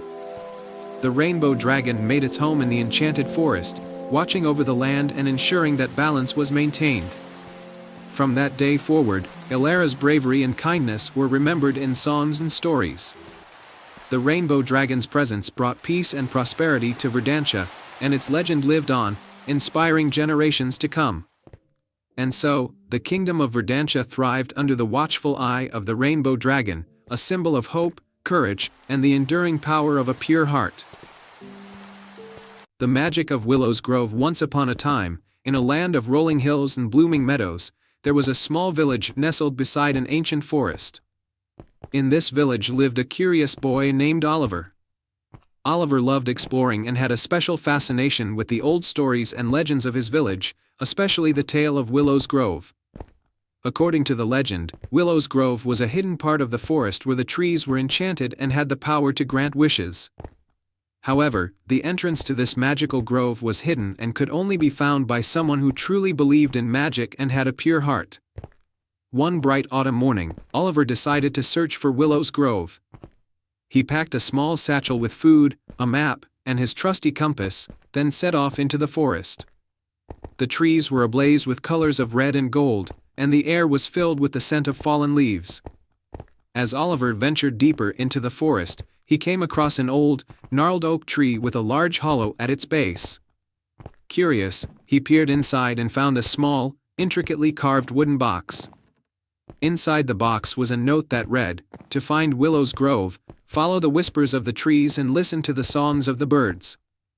Determined, Oliver continued his journey, keeping his ears open for any whispers and songs. The forest was alive with the chatter of birds and the rustling of leaves, but he focused on the sounds that seemed to guide him forward. After walking for hours, Oliver came to a clearing where a circle of ancient, majestic trees stood. They were unlike any trees he had seen before, with silver leaves that shimmered in the sunlight. As he approached, he noticed a gentle, melodious hum emanating from the trees. It was as if they were singing a soft, harmonious tune. Oliver took a deep breath and closed his eyes, allowing the music of the trees to fill his senses. As he listened, the hum seemed to form words, "Welcome, seeker of magic. The path to Willow's Grove lies before you." With renewed hope, Oliver followed the melody, which seemed to grow stronger as he walked. The ground beneath him began to glow with a faint, golden light, and he soon found himself at the edge of a hidden glade. In the center of the glade stood an enormous willow tree with branches that cascaded to the ground like a shimmering curtain. The willow tree's bark was adorned with delicate, glowing runes, and its leaves sparkled like stars. Oliver approached the tree with reverence, feeling a sense of awe and wonder. As he reached out to touch the bark, the runes began to glow brighter, and a soft, melodious voice spoke. "Welcome, Oliver. You have found Willow's Grove, a place where wishes are woven into the fabric of dreams. What is it that you seek?" Oliver hesitated for a moment, then spoke from his heart. "I wish to bring joy and prosperity to my village. We have been facing hardships, and I want to help them find happiness and abundance." The willow tree's branches swayed gently, and the air filled with a warm, golden light. "Your wish comes from a pure heart," the voice said. "To fulfill it, you must make a gift of your own. Place a small token of your village's love at the base of the tree, and the magic of Willow's Grove will begin to work." Oliver thought for a moment and then took out a small, handcrafted wooden charm from his satchel. It was a simple heart-shaped pendant, intricately carved and painted with vibrant colors. He had made it himself, and it symbolized the love and unity of his village. With a sense of gratitude, Oliver placed the charm at the base of the willow tree. As soon as he did, the ground began to shimmer, and a gentle breeze carried the charm away, as if it were being lifted by an invisible hand. The golden light from the tree enveloped the entire glade, and Oliver felt a sense of peace and fulfillment. "Your gift has been accepted," the voice said. "Return to your village, and you will find that the magic of Willow's Grove has already begun to work." Oliver made his way back to the village, his heart light and hopeful. As he approached, he was amazed to see the once barren fields now lush and green. The villagers were busy harvesting a bountiful crop, and the air was filled with laughter and joy. It was as if the land itself had been transformed, bringing prosperity and happiness to everyone. The villagers greeted Oliver with cheers and gratitude, and he shared the story of his journey and the magic of Willow's Grove. They celebrated with a grand feast, and Oliver's wish for joy and abundance had come true. From that day on, the village thrived, and the legend of Willow's Grove lived on as a symbol of hope and magic. The villagers continued to honor the grove and the enchanting willow tree that had helped them in their time of need. And so, Oliver's adventure became a cherished tale, reminding everyone that true magic lies not only in enchanted places but also in the love, unity, and selflessness of the heart. And they all lived happily ever after. I hope you enjoyed this fairy tale. Once upon a time, in a land where the skies were always painted with twilight hues and stars twinkled brightly, there was a small village named Celestia. The villagers lived in harmony with nature, and their lives were guided by the stars above. Each year, they celebrated the Night of Wishes, a magical evening when the stars were said to grant one special wish. In this village lived a kind-hearted boy named Leo. Leo was known for his adventurous spirit and his love for the night sky. He often spent his evenings stargazing, dreaming of discovering the secrets of the cosmos. This year, as the Night of Wishes approached, Leo decided he would embark on a quest to find the legendary Starlight Compass, a mystical artifact said to guide its bearer to their deepest desires.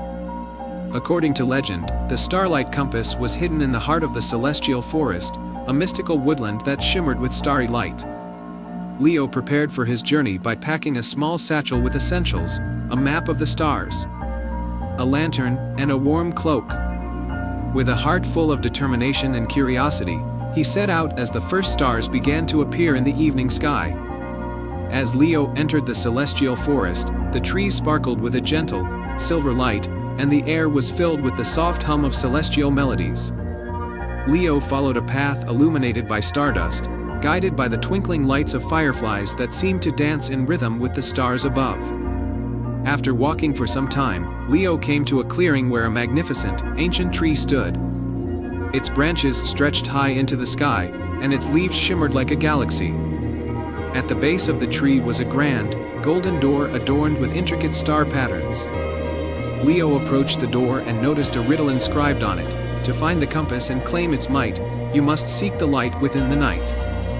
3 tasks you must complete with grace, and then you'll find the hidden place. The first task was the task of kindness. Leo saw a small, wounded fox nestled under the tree. With gentle hands, he tended to the fox's injury and wrapped it in a soft cloth. The fox looked at Leo with grateful eyes before scampering off into the forest. The second task was the task of courage.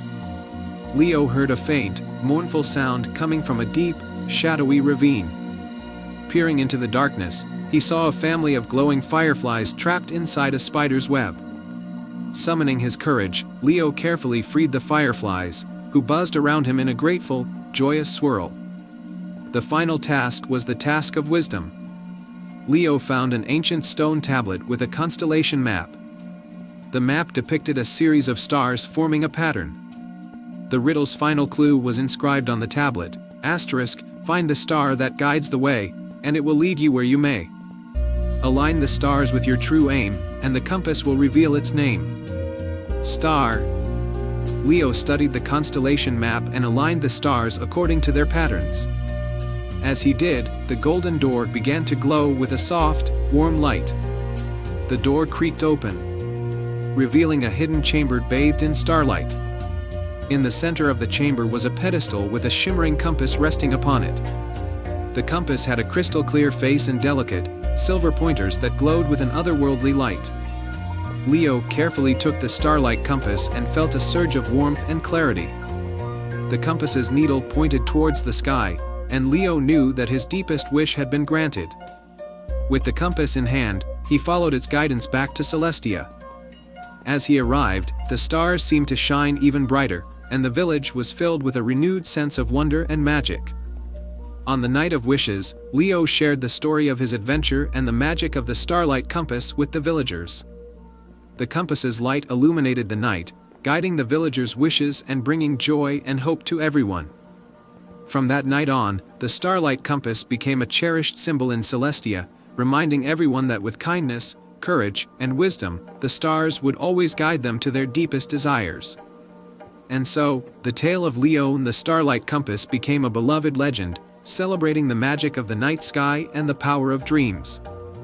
Once upon a time, in a peaceful meadow surrounded by a thick, enchanted forest, there lived a small, brave rabbit named Benny. Benny was known throughout the meadow for his curiosity and adventurous spirit. He loved to explore the forest, always hoping to find something magical. One sunny morning, Benny hopped further into the forest than ever before. As he ventured deeper, he stumbled upon a hidden path covered in vines. With a twitch of his nose and a flick of his ears, Benny decided to follow the path. It led him to a magnificent garden unlike any he had ever seen.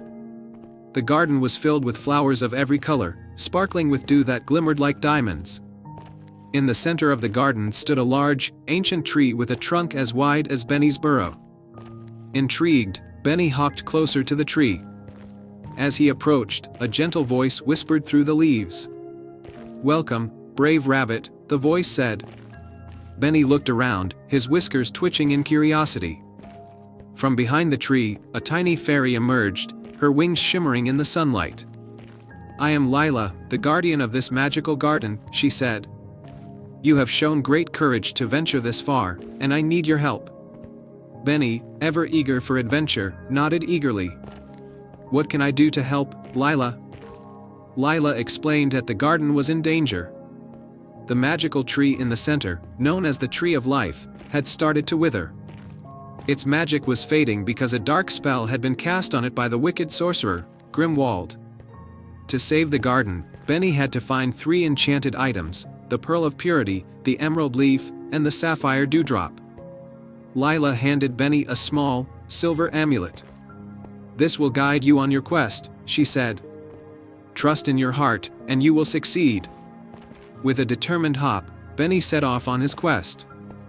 The amulet glowed softly, leading him to the first item, the Pearl of Purity. Benny found himself at the edge of a clear, tranquil pond.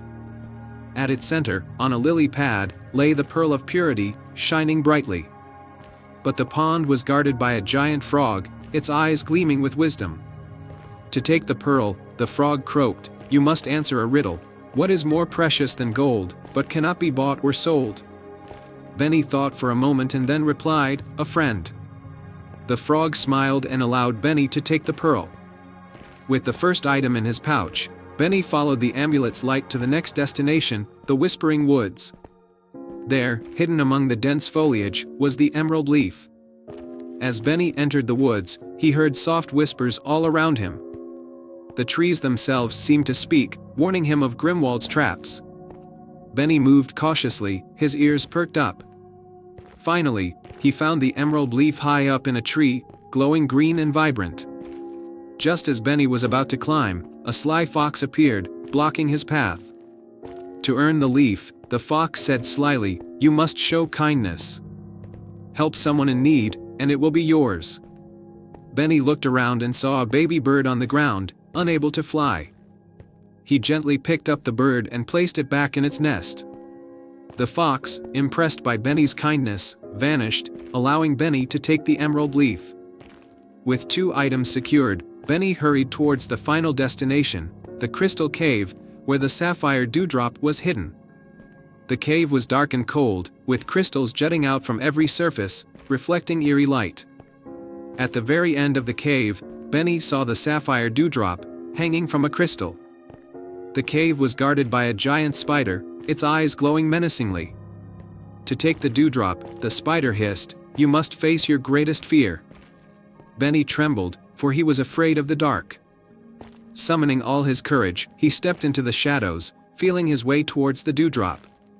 With each step, his fear lessened, and his determination grew. Finally, he reached the sapphire dewdrop and carefully took it. With all 3 enchanted items, Benny raced back to the magical garden. Lila greeted him with a radiant smile. "You have done well, brave Benny. Now, place the items at the roots of the Tree of Life." Benny did as instructed. The pearl of purity, the emerald leaf, and the sapphire dewdrop began to glow, their light intertwining and flowing into the tree. Slowly, the Tree of Life began to revive, its leaves turning green and its trunk regaining strength. The garden flourished, the flowers blooming brighter than ever. Lila touched Benny's nose with her tiny hand. "Thank you, Benny. You have saved the garden and restored its magic. You truly are a brave and kind-hearted rabbit." Benny beamed with pride. From that day on, he was known as the hero of the magical garden. The villagers of Meadowbrook celebrated his bravery and kindness, and the garden remained a place of wonder and beauty for all to enjoy. And so, Benny lived happily ever after, always ready for new adventures and always guided by his brave and kind heart. Once upon a time, in a picturesque kingdom called Eldoria, there was a charming village named Rosewood. Rosewood was renowned for its beautiful gardens and its magnificent carousel that stood in the village square. This was no ordinary carousel, it was said to be enchanted, with each of its whimsical creatures, horses, unicorns, and dragons, coming to life at twilight. In Rosewood lived a kind-hearted girl named Mia. Mia loved the carousel more than anything, especially its majestic unicorn named Luna. Every evening, Mia would visit the carousel to watch the sunset and listen to the magical music it played.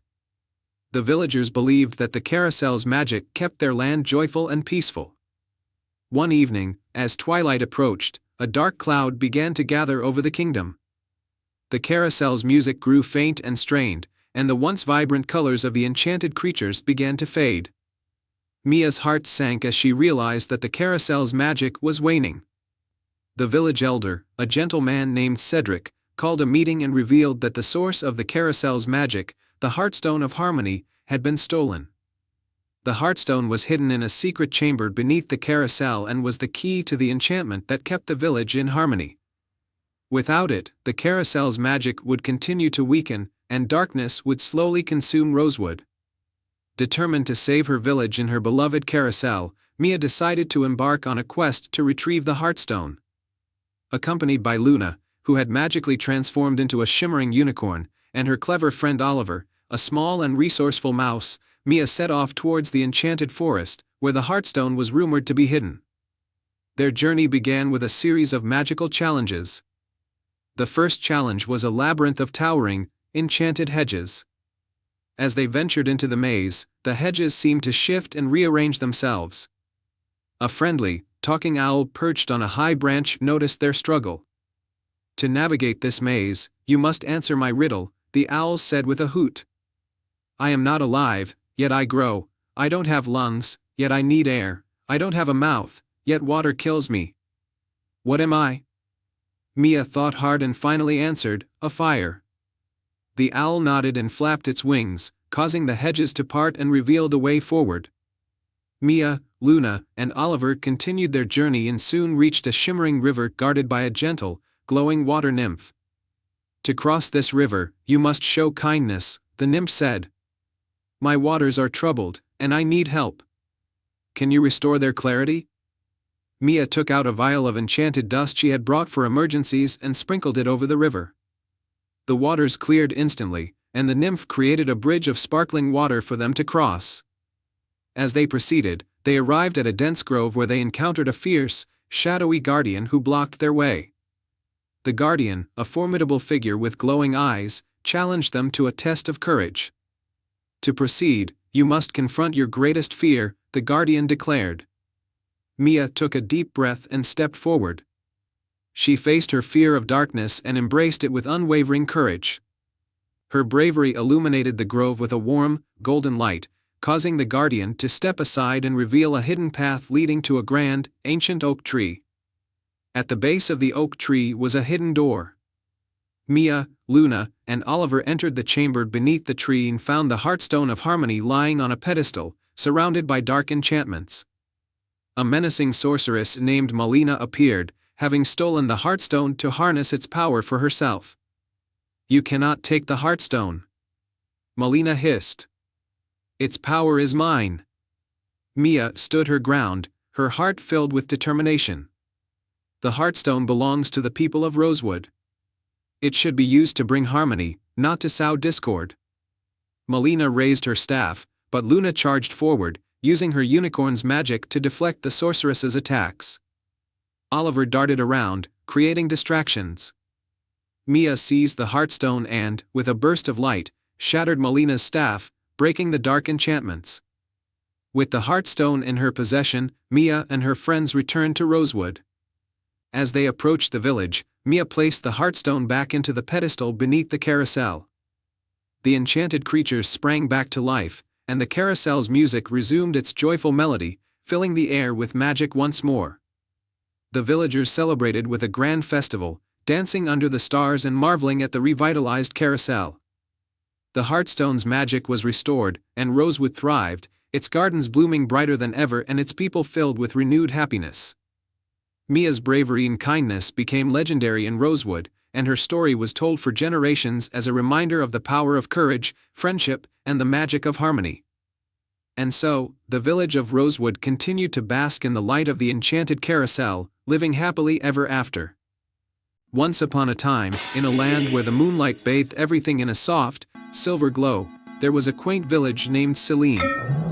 This village was famous for its breathtaking night skies, and its people cherished the gentle beauty of the moon. They believed that the moon was enchanted and that it had the power to grant a single wish to anyone who could play a melody under its light. In this village lived a young girl named Lyra, known for her remarkable talent with the flute. Lyra's music was said to bring peace and joy to anyone who heard it. Her greatest wish was to see her village prosper, for they had faced many hardships recently. Crops had failed, and the once lively river that flowed through Selene had nearly dried up. One evening, as the full moon rose high in the sky, casting its silvery light over the village, Lyra made up her mind to seek the moon's magic. She took her beloved flute, crafted from the wood of an ancient, enchanted tree, and walked to the top of the hill that overlooked the village. Lyra sat down on a smooth rock and began to play a soft, melodic tune. Her music floated on the cool night air, weaving through the trees and across the quiet streets. As she played, she noticed a shimmering figure emerging from the moonlight. It was a beautiful, ethereal creature with wings like gossamer and eyes that sparkled like stars. The moonlit figure spoke in a voice that was both musical and soothing. "Greetings, Lyra. I am Lunara, the moon spirit. I have heard your melody and felt the purity of your heart. You have one wish to make tonight, but to receive its blessing, you must first complete a quest. Lyra's heart skipped a beat. What must I do, Lunara? Lunara's eyes twinkled with gentle wisdom. In the enchanted forest, there is a hidden grove where the moonflower blooms. This flower holds the essence of the moon's magic. To restore prosperity to your village, you must find the moonflower and bring it back. The path to the grove will reveal itself to you when your heart is true. With newfound determination, Lyra set off towards the enchanted forest. Guided by the moonlight and her inner resolve, she navigated through dense underbrush and ancient trees. The forest seemed alive with whispers of encouragement and the soft rustling of leaves. After a time, Lyra came upon a shimmering stream that wound through the forest. The water sparkled with moonlight, and a delicate bridge of silver mist arched over the stream. As she crossed, the mist seemed to sing along with her melody, guiding her forward. Beyond the stream, Lyra entered a tranquil grove bathed in moonlight. In the center of the grove stood the moonflower, its petals glowing with a soft, ethereal light. Lyra approached the flower with reverence, gently picking it and wrapping it carefully in a silken cloth she had brought with her. As she turned to leave, a gentle breeze swirled around her, carrying the faint sound of her melody back to the village. The breeze seemed to whisper encouragement, and Lyra felt a deep sense of peace. Returning to Selene, Lyra placed the moonflower in the center of the village square. The flower's light began to spread, and the once-dried river started to flow again, its waters sparkling and clear. The crops in the fields began to grow lush and green, and the village was filled with a sense of renewed hope and prosperity. The villagers gathered around, marveling at the transformation. They celebrated Lyra's bravery and her beautiful music, which had not only restored their land but had also touched their hearts deeply. Under the moonlit sky, Lyra played her flute one more time, her melody blending with the magic of the moonflower. Lunara appeared once more, her form glowing with a serene light. You have fulfilled your quest with a pure heart and a selfless spirit. The moon's magic will always shine upon your village, guiding it with prosperity and joy. The village of Selene thrived under the moon's gentle light, and Lyra's music continued to bring joy to everyone who heard it. The story of the moonlit melody became a beloved legend, a reminder of the magic that lies in the purity of one's heart and the power of a wish made under the light of the moon. And so, with the moon watching over them, Lyra and her village lived happily ever after, their hearts forever touched by the magic of the moonlit melody. Once upon a time, in the ancient kingdom of Eldoria, there was a young princess named Astrid. Eldoria was a land of wonder and beauty, known for its lush forests, sparkling rivers, and majestic mountains. But the most remarkable feature of Eldoria was the Fountain of Dreams, a magical fountain hidden deep within the enchanted forest. It was said that the fountain had the power to grant a single wish to anyone who found it, but its location had been lost to time. Princess Astrid was a curious and adventurous soul. She loved exploring the kingdom and listening to the stories of old told by the castle's wise librarian, Master Cedric. One evening, as the sun set in hues of orange and pink, Astrid sat by the fireplace, engrossed in a tale about the Fountain of Dreams. Master Cedric, Astrid asked, her eyes wide with wonder, "Do you think the Fountain of Dreams really exists?" The old librarian smiled, his eyes twinkling. "Many believe it's just a legend, but I have always felt there's truth to it. The fountain's magic is tied to the heart of Eldoria. Only a pure-hearted soul with unwavering determination can find it." That night, Astrid couldn't sleep. She kept thinking about the fountain and what she would wish for if she found it. She knew exactly what she wanted, to heal the land of Eldoria, which had been suffering from a terrible drought for the past year. Crops were failing, rivers were drying up, and the people were growing desperate. Determined to save her kingdom, Astrid decided to find the Fountain of Dreams. Early the next morning, she packed a small bag with essentials, including a map of Eldoria, a compass, and a locket given to her by her late mother. She told no one of her plan, not wanting to worry her father, King Alden, who was already burdened by the kingdom's plight. Astrid set off on her journey, heading toward the enchanted forest. The forest was dense and mysterious, filled with ancient trees whose branches whispered secrets of old. As she ventured deeper, she encountered a fox with fur as red as autumn leaves. The fox seemed to be waiting for her. "Hello, little princess," the fox said, surprising Astrid with its ability to speak. "I am Fenwick, guardian of the forest. What brings you here?" "I seek the Fountain of Dreams," Astrid replied, trying to sound braver than she felt. "My kingdom needs its magic to end the drought." Fenwick studied her for a moment, then nodded. "Very well, I shall guide you. But be warned, the path is fraught with challenges that will test your heart and spirit." Together, Astrid and Fenwick journeyed through the forest. They crossed a river by solving the riddles of the water sprites, who guarded the only bridge. They navigated through a maze of thorns with the help of a kindly old owl named Orion, who gave Astrid a feather that glowed in the dark. After several days, they reached the heart of the enchanted forest, where the air was thick with magic. There, they encountered the final guardian, a majestic unicorn named Leora. Her coat shimmered like moonlight, and her eyes held centuries of wisdom. "To reach the Fountain of Dreams, you must prove the purity of your heart," Leora said. "Tell me, Princess Astrid, what is your deepest wish?" Astrid didn't hesitate. "I wish to end the drought and bring prosperity back to Eldoria.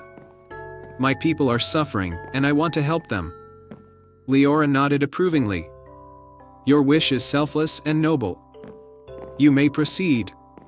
With Leora's blessing, Astrid and Fenwick continued until they finally stood before the Fountain of Dreams. The fountain was a magnificent sight, with crystal-clear water that sparkled like diamonds. As Astrid approached, the water began to glow, reacting to her presence. "Kneel by the fountain and speak your wish," Fenwick instructed. Astrid knelt and placed her hands in the cool water. "I wish for the drought to end and for Eldoria to flourish once more." The fountain glowed brighter, and a soft, melodic voice echoed through the clearing. "Your wish is granted, pure-hearted princess." Suddenly, the ground trembled, and a stream of water shot up from the fountain, spreading across the forest and beyond.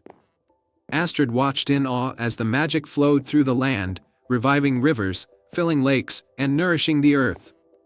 The once dry fields began to bloom with life, and the skies opened up, bringing gentle rain. With her heart full of joy, Astrid thanked Fenwick and Leora for their guidance. She returned to Eldoria, where she was welcomed as a hero. The people rejoiced, and King Alden embraced his daughter, proud of her bravery and selflessness. The kingdom of Eldoria flourished once more, and the story of Princess Astrid's journey to the Fountain of Dreams became a cherished legend, reminding everyone of the power of hope, courage, and a pure heart. And so, under the gentle rain and the blooming flowers, the people of Eldoria lived happily ever after, forever grateful for their brave princess. And they all lived happily ever after. Once upon a time, in the serene kingdom of Eldoria, there was a village nestled in a lush valley surrounded by rolling hills and sparkling streams.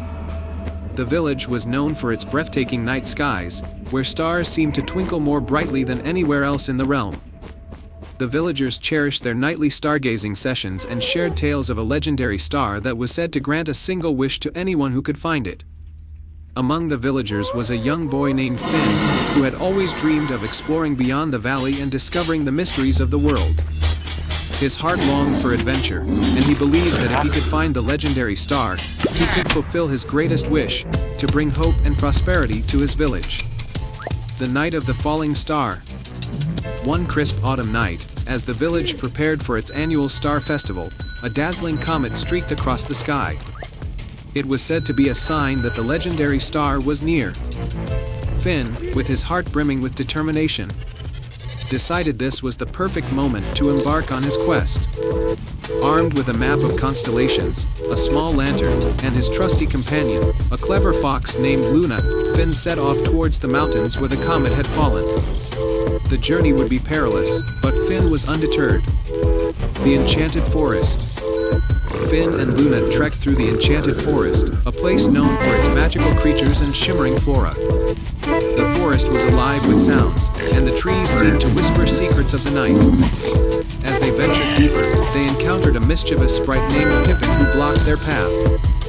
Pippin challenged Finn to a test of wisdom. To pass, you must solve my riddle, the sprite said with a twinkle in his eye. What can fill a room without taking up space and can be seen but not touched? Finn thought for a moment and replied, light. Pippin clapped his tiny hands and allowed them to continue, leading them to a hidden path illuminated by soft, glowing orbs. The path guided them safely out of the forest and towards their next destination, the Cavern of Echoes. The path led them to a dark cavern known as the Cavern of Echoes. The cavern was said to be guarded by an ancient dragon named Ember, who was known for her wisdom and fiery breath. Finn and Luna cautiously entered the cavern, where Ember awaited them. Ember's eyes glowed like molten gold as she spoke. To find what you seek, you must show true bravery. Face your fears, and only then will you find the way. Finn took a deep breath and bravely entered the heart of the cavern, where shadows danced and eerie echoes filled the air. With Luna by his side, Finn confronted his deepest fear of the unknown.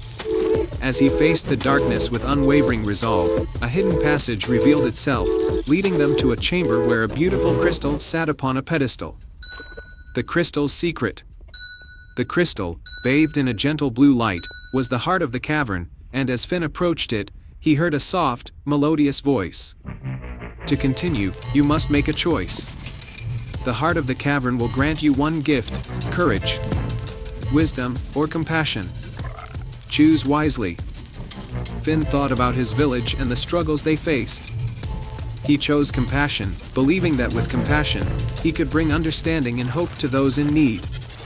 As soon as Finn made his choice, the crystal's light enveloped him and Luna, guiding them out of the cavern towards the peak of the mountain.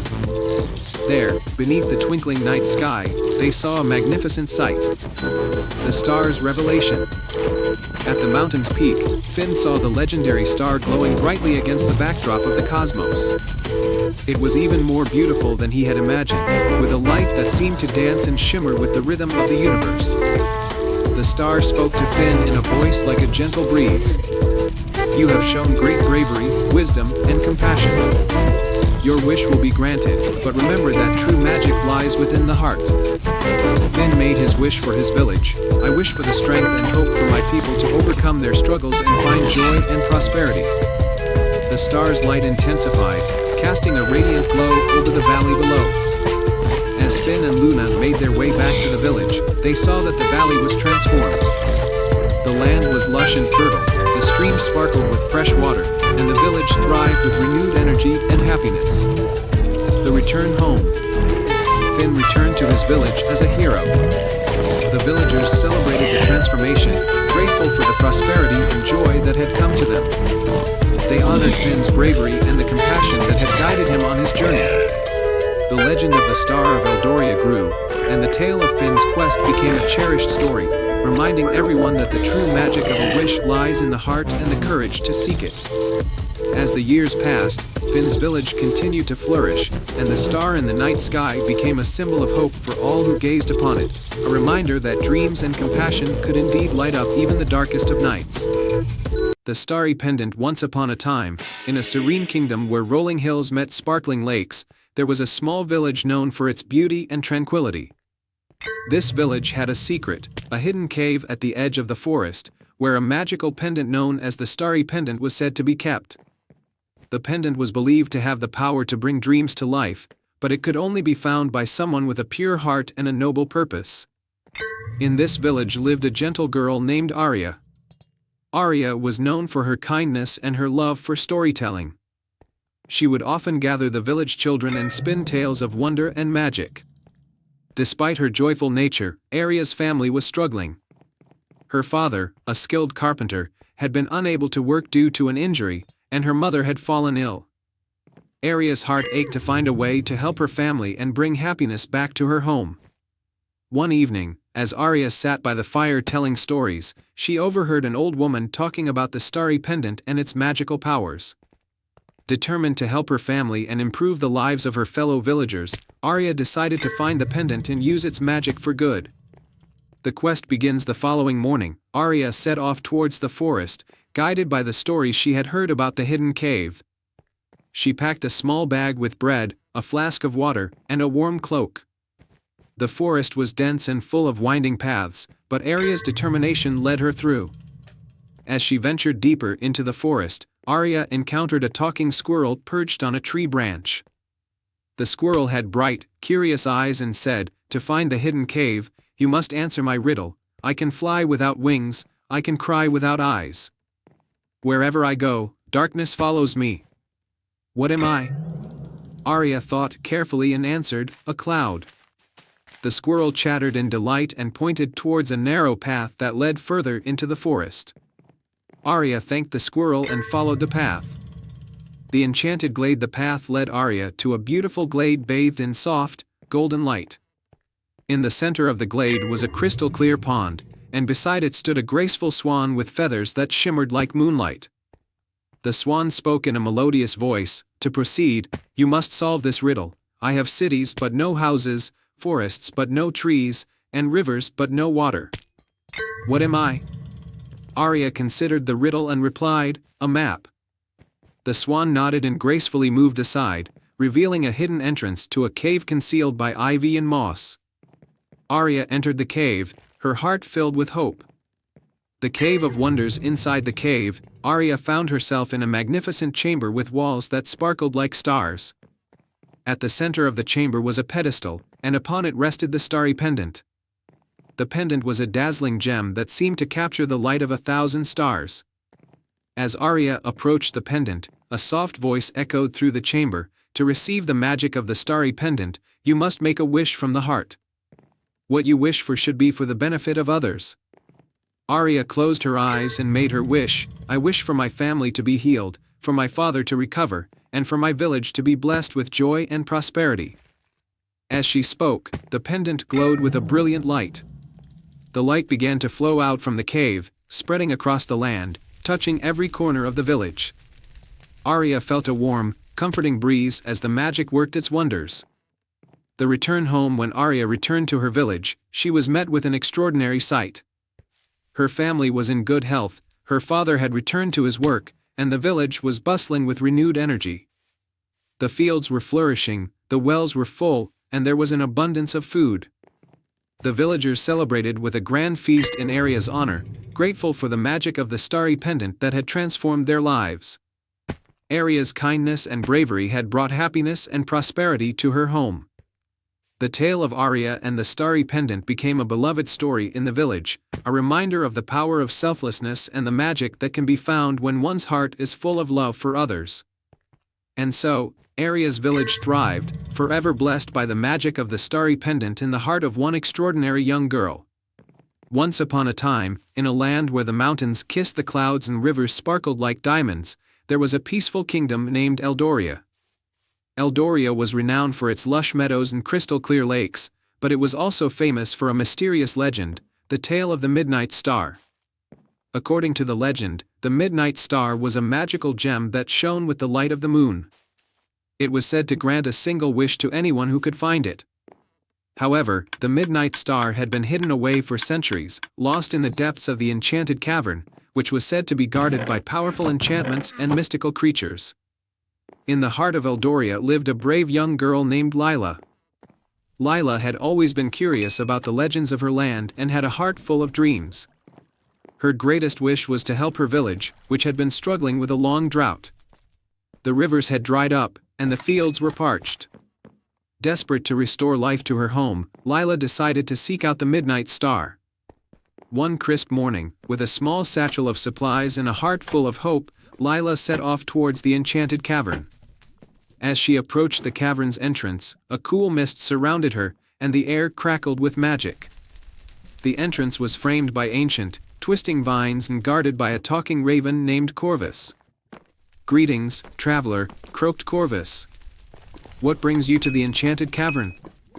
"I seek the Midnight Star," Lila replied, her voice steady. "My village is suffering, and I wish to help them." Corvus tilted his head, his eyes gleaming with intrigue. "To find the Midnight Star, you must pass 3 trials. Are you prepared?" Lila nodded resolutely. "I am ready." The first trial was a vast, labyrinthine garden filled with towering hedges and blooming flowers. Each step she took seemed to lead her in circles. Lila remembered a lesson her grandmother had taught her about listening to the whispers of nature. She closed her eyes and listened carefully. The flowers hummed a gentle melody, guiding her towards the heart of the garden. Following the song, Lila found her way through the maze and emerged into a serene clearing. The second trial was a chasm spanned by a narrow, swaying bridge made of glowing moonlight. Below, the abyss was filled with swirling mist. As Lila stepped onto the bridge, it began to sway dangerously. Her heart raced, but she remembered her grandmother's stories about the strength of the moonlight. Focusing on the light's calming glow, she carefully and steadily crossed the bridge, reaching the other side safely. The final trial was the most daunting. Lila found herself in a cavern where the walls shimmered with 1,000 sparkling gems. In the center of the cavern was a pedestal holding the midnight star, but it was surrounded by a circle of shadowy fog. From the fog emerged a guardian spirit, a majestic creature with shimmering wings and a stern gaze. To claim the midnight star, the guardian spirit intoned, "You must prove your heart's true worth. Show me that you are selfless and pure." Lila thought deeply about what the village needed most. She knew that finding the midnight star for her own gain was not enough. With a deep breath, she spoke, "I seek the midnight star not for myself, but for my village. I wish to bring back the life and joy that has been lost to the drought. If this star can restore my home, then it should be used for that purpose." The guardian spirit's eyes softened, and the shadowy fog began to lift. The midnight star glowed even brighter, illuminating the cavern with its gentle, silver light. The spirit nodded in approval. "You have shown that your heart is pure and selfless. The midnight star is yours to use." Lila carefully took the midnight star from the pedestal, feeling its warmth and energy. With a grateful heart, she made her way back to her village. As she approached Eldoria, she held the star high above her head. A brilliant light emanated from the gem, and as it touched the land, the rivers began to flow once more. And the fields bloomed with vibrant flowers. The villagers rejoiced, their spirits lifted by the return of life and prosperity. They celebrated Lila's bravery and selflessness, knowing that her pure heart had saved them from their hardships. From that day on, Eldoria flourished, and the legend of the Midnight Star became a tale of hope and courage. Lila's name was remembered with great admiration, and her story was told for generations as a reminder of the power of selflessness and the magic of believing in one's dreams. And so, the kingdom of Eldoria thrived, and the Midnight Star continued to shine brightly, a beacon of hope and magic. And they all lived happily ever after. Once upon a time, in a land filled with magical creatures and enchanted forests, there lived a little dragon named Draco. Draco was different from the other dragons. He was small and had shimmering blue scales. He lived in a cozy cave at the edge of the Whispering Woods, a place known for its secrets and mysteries. Draco loved to explore the forest and make friends with the animals. His best friends were Bella the bunny, Oliver the owl, and Mia the mouse. They would often gather by the ancient oak tree and share stories of their adventures. One sunny afternoon, as Draco and his friends were playing near a sparkling stream, they noticed something unusual. A shiny, golden key was lying on the ground, half buried in the soft grass. Draco picked it up and examined it closely. "This must be a magical key," said Draco, his eyes wide with excitement. "But what does it open?" Oliver, the wisest of the group, hooted softly. "I've heard tales of a lost treasure hidden deep in the Whispering Woods. Maybe this key unlocks it." Bella and Mia's eyes sparkled with curiosity. "Let's find the treasure," they exclaimed in unison. Determined to solve the mystery, Draco and his friends set off on their adventure. They followed a path that led them deeper into the forest, where the trees whispered secrets and the air was filled with the scent of wildflowers. As they walked, they encountered various challenges. They crossed a rickety bridge over a bubbling brook, solved riddles from a mischievous squirrel, and navigated through a maze of thorny bushes.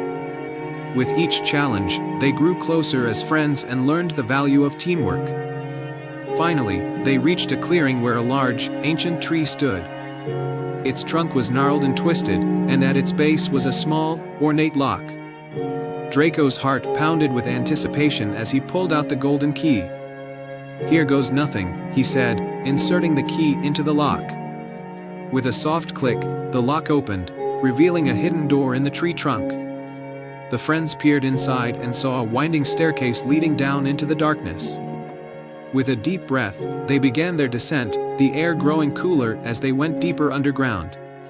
At the bottom of the staircase, they entered a vast cavern filled with glittering treasures.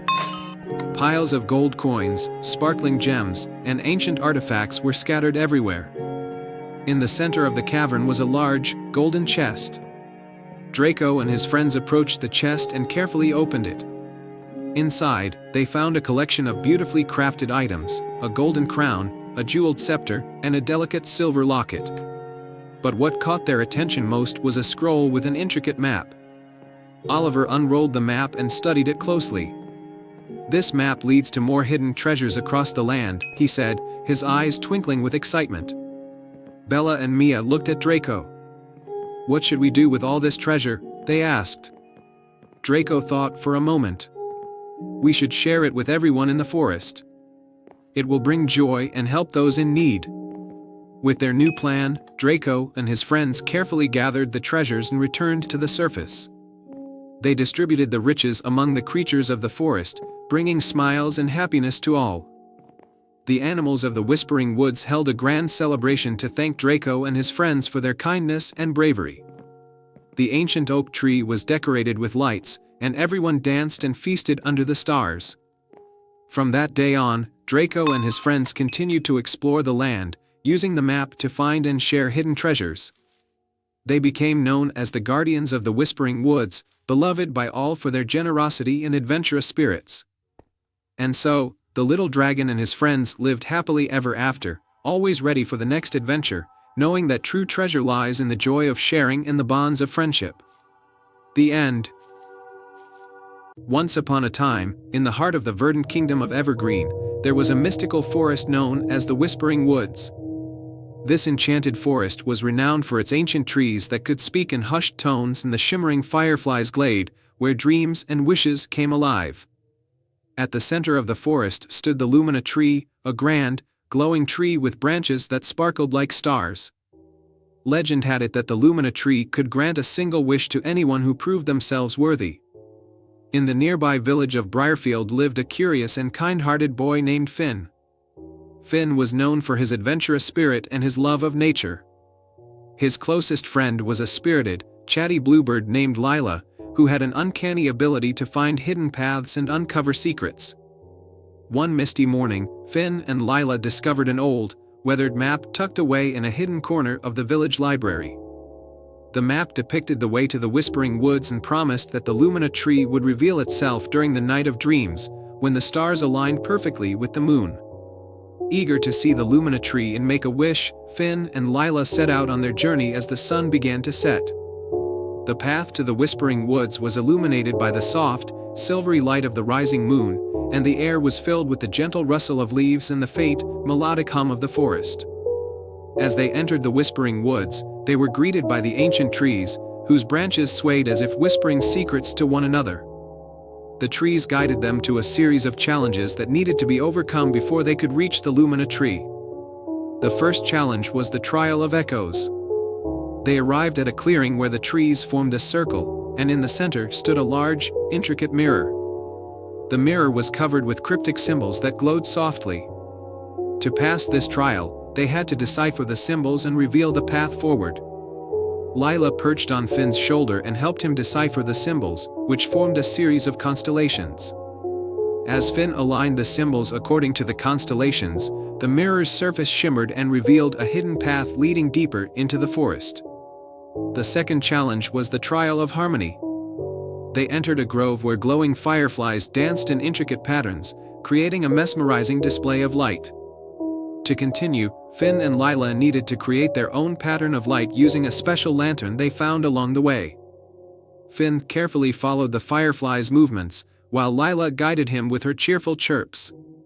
Together, they recreated the fireflies' patterns with the lantern, which caused the fireflies to form a radiant archway that led them to the next trial.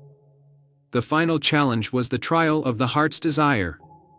They found themselves in a serene glade where the Lumina tree stood majestically, its branches glowing with a soft, golden light.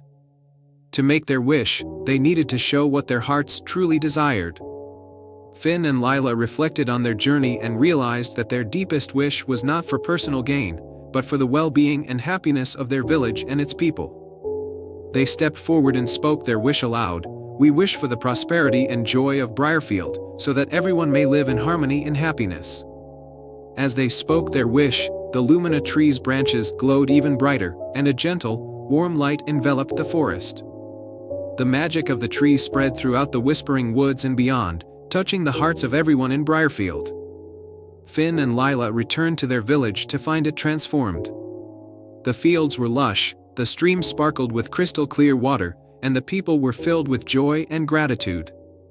The story of their adventure in the magic of the Lumina tree became a cherished tale, reminding everyone of the power of selflessness and the beauty of true wishes. And so, the Whispering Woods continued to be a place of wonder and enchantment, where the magic of the Lumina tree inspired all who ventured into its depths with a pure heart. The end. Once upon a time, in a quiet village nestled between rolling hills and lush meadows, there was a magical garden that was only visible under the light of the full moon. This garden, known as the Moonlit Garden, was said to hold rare and wondrous flowers that bloomed with a silvery glow and could grant one heartfelt wish to anyone who discovered it. In this village lived a young woman named Elara. Elara was known for her love of nature and her talent for growing beautiful plants. Her small garden was the pride of the village, filled with vibrant blooms and fragrant herbs. However, despite her skills and her deep connection with nature, Elara often wished for something more, a way to bring even greater joy and magic to her village. One evening, as the full moon rose high in the sky, Elara remembered the tales she had heard about the Moonlit Garden. Driven by a sense of wonder and a desire to make a difference, she decided to seek out the garden. Armed with a lantern and a small pouch of supplies, she set out on her quest. Elara walked through the village and into the nearby woods, guided by the soft light of the moon. The forest was calm and serene, with the moon casting a silvery glow through the trees. She followed the whispers of the night breeze and the distant, melodic song of nightingales. As she ventured deeper into the forest, she felt a gentle pull, as if the moon itself was guiding her. After a long journey, Elara arrived at a hidden glade bathed in moonlight. The glade was filled with an ethereal beauty. Flowers of every color glowed softly, their petals shimmering like silver threads. In the center of the garden stood an ancient, grand tree with branches that sparkled like stars. Elara knew she had found the Moonlit Garden. As she approached the tree, a delicate fairy emerged from its branches. The fairy had iridescent wings and a warm, welcoming smile. "Welcome, Elara," the fairy said. "To make a wish, you must first understand the true nature of the Moonlit Garden. There are 3 magical flowers in this garden, each representing a different aspect of the heart. You must choose one and show its virtue." Elara looked around and saw 3 distinct flowers. 1, the flower of joy. It was a bright yellow bloom with petals that sparkled like sunlight. 2, the flower of hope. It was a deep blue with petals that shimmered like a starry sky. 3, the flower of kindness. It was a gentle pink with petals that glowed softly like the first light of dawn. The fairy continued, "To choose wisely, you must consider what is most needed in your heart and your village." Elara thought deeply. She knew that her village had been struggling with various hardships, and what they needed most was a sense of hope and unity. With that in mind, she chose the flower of hope. The flower's petals glowed even brighter as she picked it. The fairy nodded approvingly. "You have chosen well. Now, you must perform an act of selflessness to show the true nature of hope." Elara thought about the people in her village and decided to use the magic of the flower to help them. She returned to the village and, with the flower in hand, she created a beautiful display in the village square. She arranged the flower in the center, surrounded by candles and lanterns, and invited everyone to come and experience the magic. As the villagers gathered around the display, the flower of hope began to emit a soft, comforting light that filled the square with a warm, soothing glow. The villagers felt their spirits lift, and a sense of renewed hope spread through the community. They shared stories, laughter, and support, finding comfort and strength in one another. Elara's act of selflessness and the magic of the moonlit garden brought a new sense of unity and optimism to the village. The villagers were inspired to work together, supporting each other through their difficulties and celebrating their successes. The moonlit garden's magic continued to inspire Elara and the villagers. They often looked to the night sky and remembered the beauty and wonder of the garden. Elara's choice of the flower of hope became a symbol of the village's resilience and their ability to find light even in the darkest of times. And so, the village thrived, filled with joy, hope, and kindness. The moonlit garden remained a cherished legend, a reminder that true magic lies in the heart and the ways in which we care for one another. Once upon a time, in a lush green forest, there stood a mighty oak tree. This tree was home to many animals, but its most special treasure was the little acorn that hung from one of its branches. The little acorn was small but full of dreams. It often looked down at the forest floor and wondered what it would be like to grow into a big, strong tree just like its mother. The other acorns laughed at the little acorn because it was so small and always dreaming. "You'll never be as big as the oak tree," they teased. But the little acorn didn't listen to them. It believed in itself and knew that one day, it would be something great. One windy autumn day, the little acorn felt a strong breeze shake the branches of the oak tree. The wind was so powerful that it made the little acorn tremble. Suddenly, the little acorn lost its grip on the branch and began to fall. Down, down, down it tumbled, until it landed softly on the forest floor. The little acorn looked around and saw the tall grass, colorful mushrooms, and even a family of squirrels who lived nearby.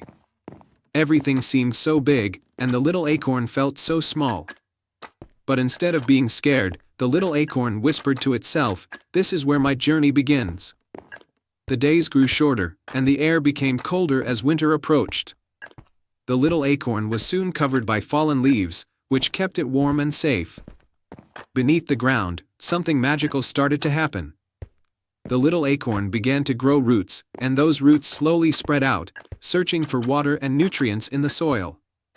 As winter turned to spring, the forest came alive with the sounds of birds chirping and animals waking up from their winter slumber. The little acorn had changed too. From the top of the acorn, a tiny green shoot emerged, reaching for the sunlight. Day by day, the shoot grew taller, until it became a small sapling with leaves of its own. The other plants and trees in the forest were amazed. "Look at that little sapling," they said. "It used to be just a tiny acorn, but now it's growing strong." The little sapling was happy but knew that its journey was far from over. Every day, it stretched its branches higher and dug its roots deeper, drinking in the sunshine and the rain. The sapling faced many challenges: strong winds, heavy rains, and even a hungry rabbit that nibbled at its leaves, but it never gave up. As the years passed, the sapling grew into a young oak tree. It wasn't as tall or as wide as the other trees yet, but it was sturdy and full of life. The animals in the forest came to know the young oak tree and admired its strength and determination. One summer, a terrible storm swept through the forest. The wind howled, and the rain poured down in sheets. The older trees, tall and strong, were shaken to their roots. Some even lost branches, and a few were uprooted entirely. But the young oak tree stood firm, its deep roots holding it steady in the storm. When the storm finally passed, the forest was quiet. The animals peeked out from their shelters and saw the damage the storm had done. But there, standing tall and proud, was the young oak tree. It had survived the storm without losing a single branch. The forest animals gathered around the young oak tree and cheered. "You were just a little acorn, but now you're a mighty oak. You've shown us all that size doesn't matter, it's the strength inside that counts."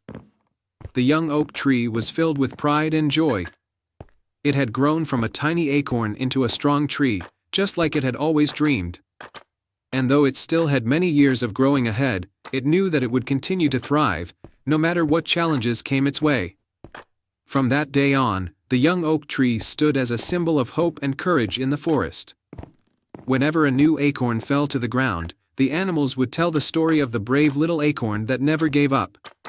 And as they listened, the new acorns would dream of the day they, too, would grow into strong, mighty oaks. And so, the little acorn story spread through the forest, inspiring every creature, big and small, to believe in themselves and to never give up on their dreams. And that, dear reader, is the tale of the brave little acorn, who grew into a mighty oak tree. The end. Once upon a time, in a tranquil kingdom surrounded by towering mountains and lush forests, there was a small village named Eldergrove. This village was known for its ancient tree, the Whispering Willow, which stood at the edge of the forest. The Whispering Willow was no ordinary tree. Its branches swayed gently even on still days, and it was said to whisper secrets to those who were kind-hearted. In Eldergrove lived a young girl named Isla. She was known for her generosity and curiosity, always helping her neighbors and exploring the mysteries of the forest. She often visited the Whispering Willow, feeling comforted by its soft whispers and the gentle rustling of its leaves.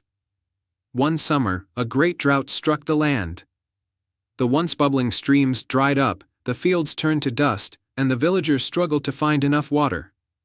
Desperate to restore the village's fortunes, the villagers gathered at the Whispering Willow, hoping for a miracle.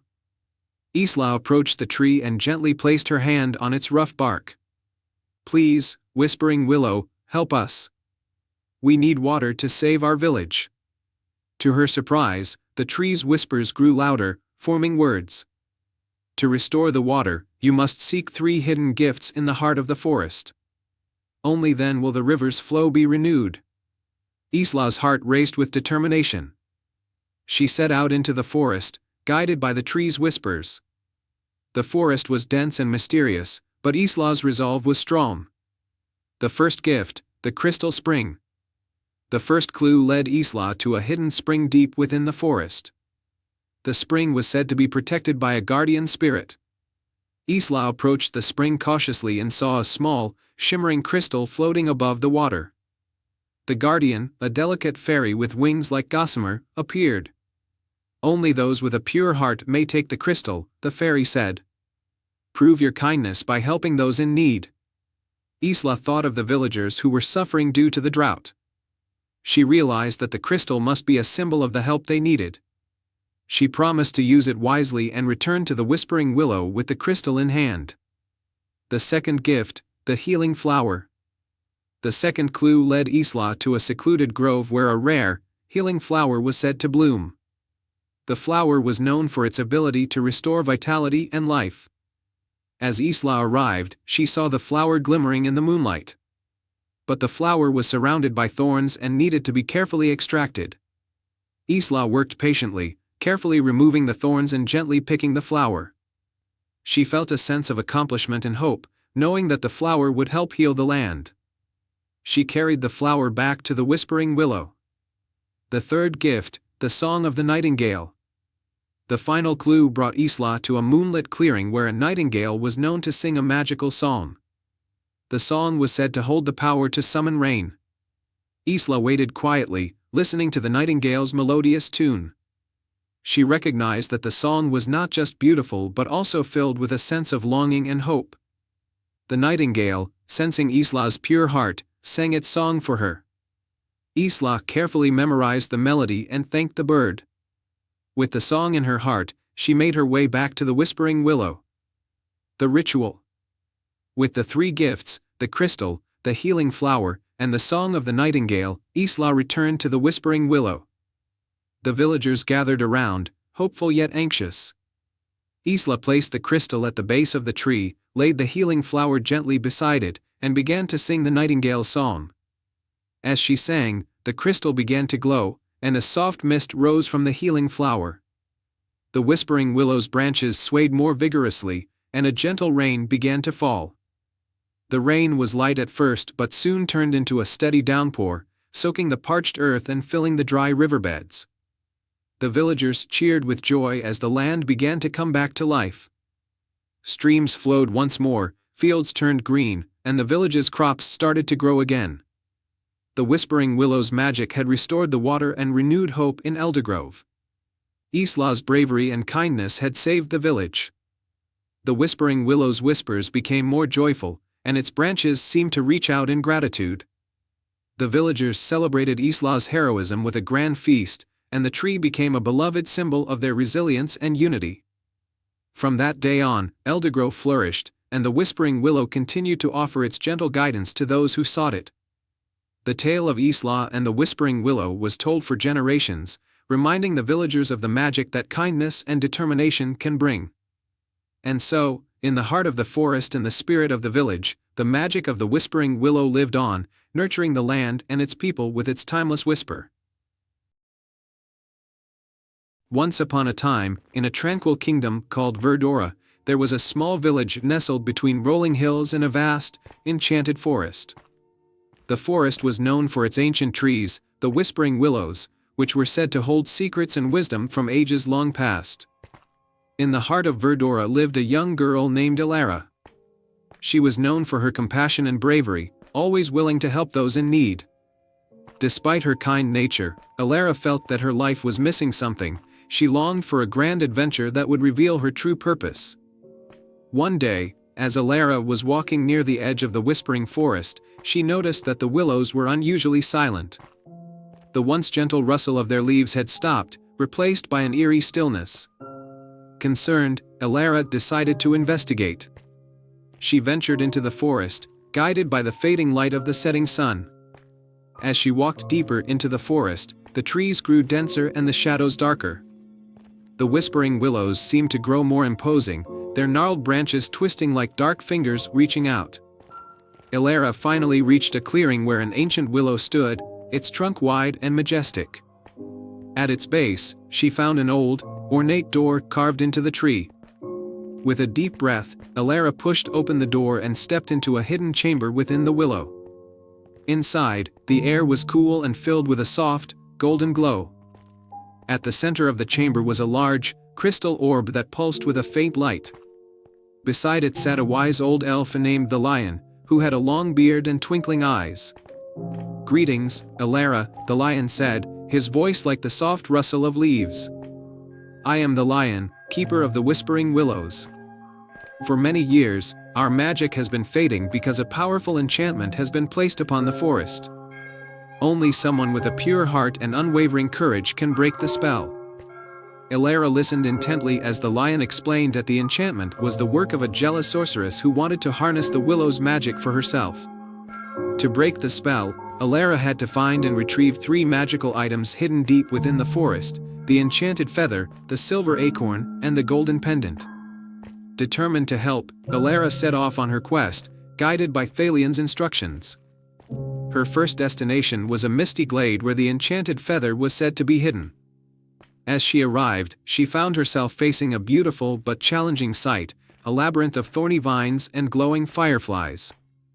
Navigating through the labyrinth required not just physical agility but also wisdom.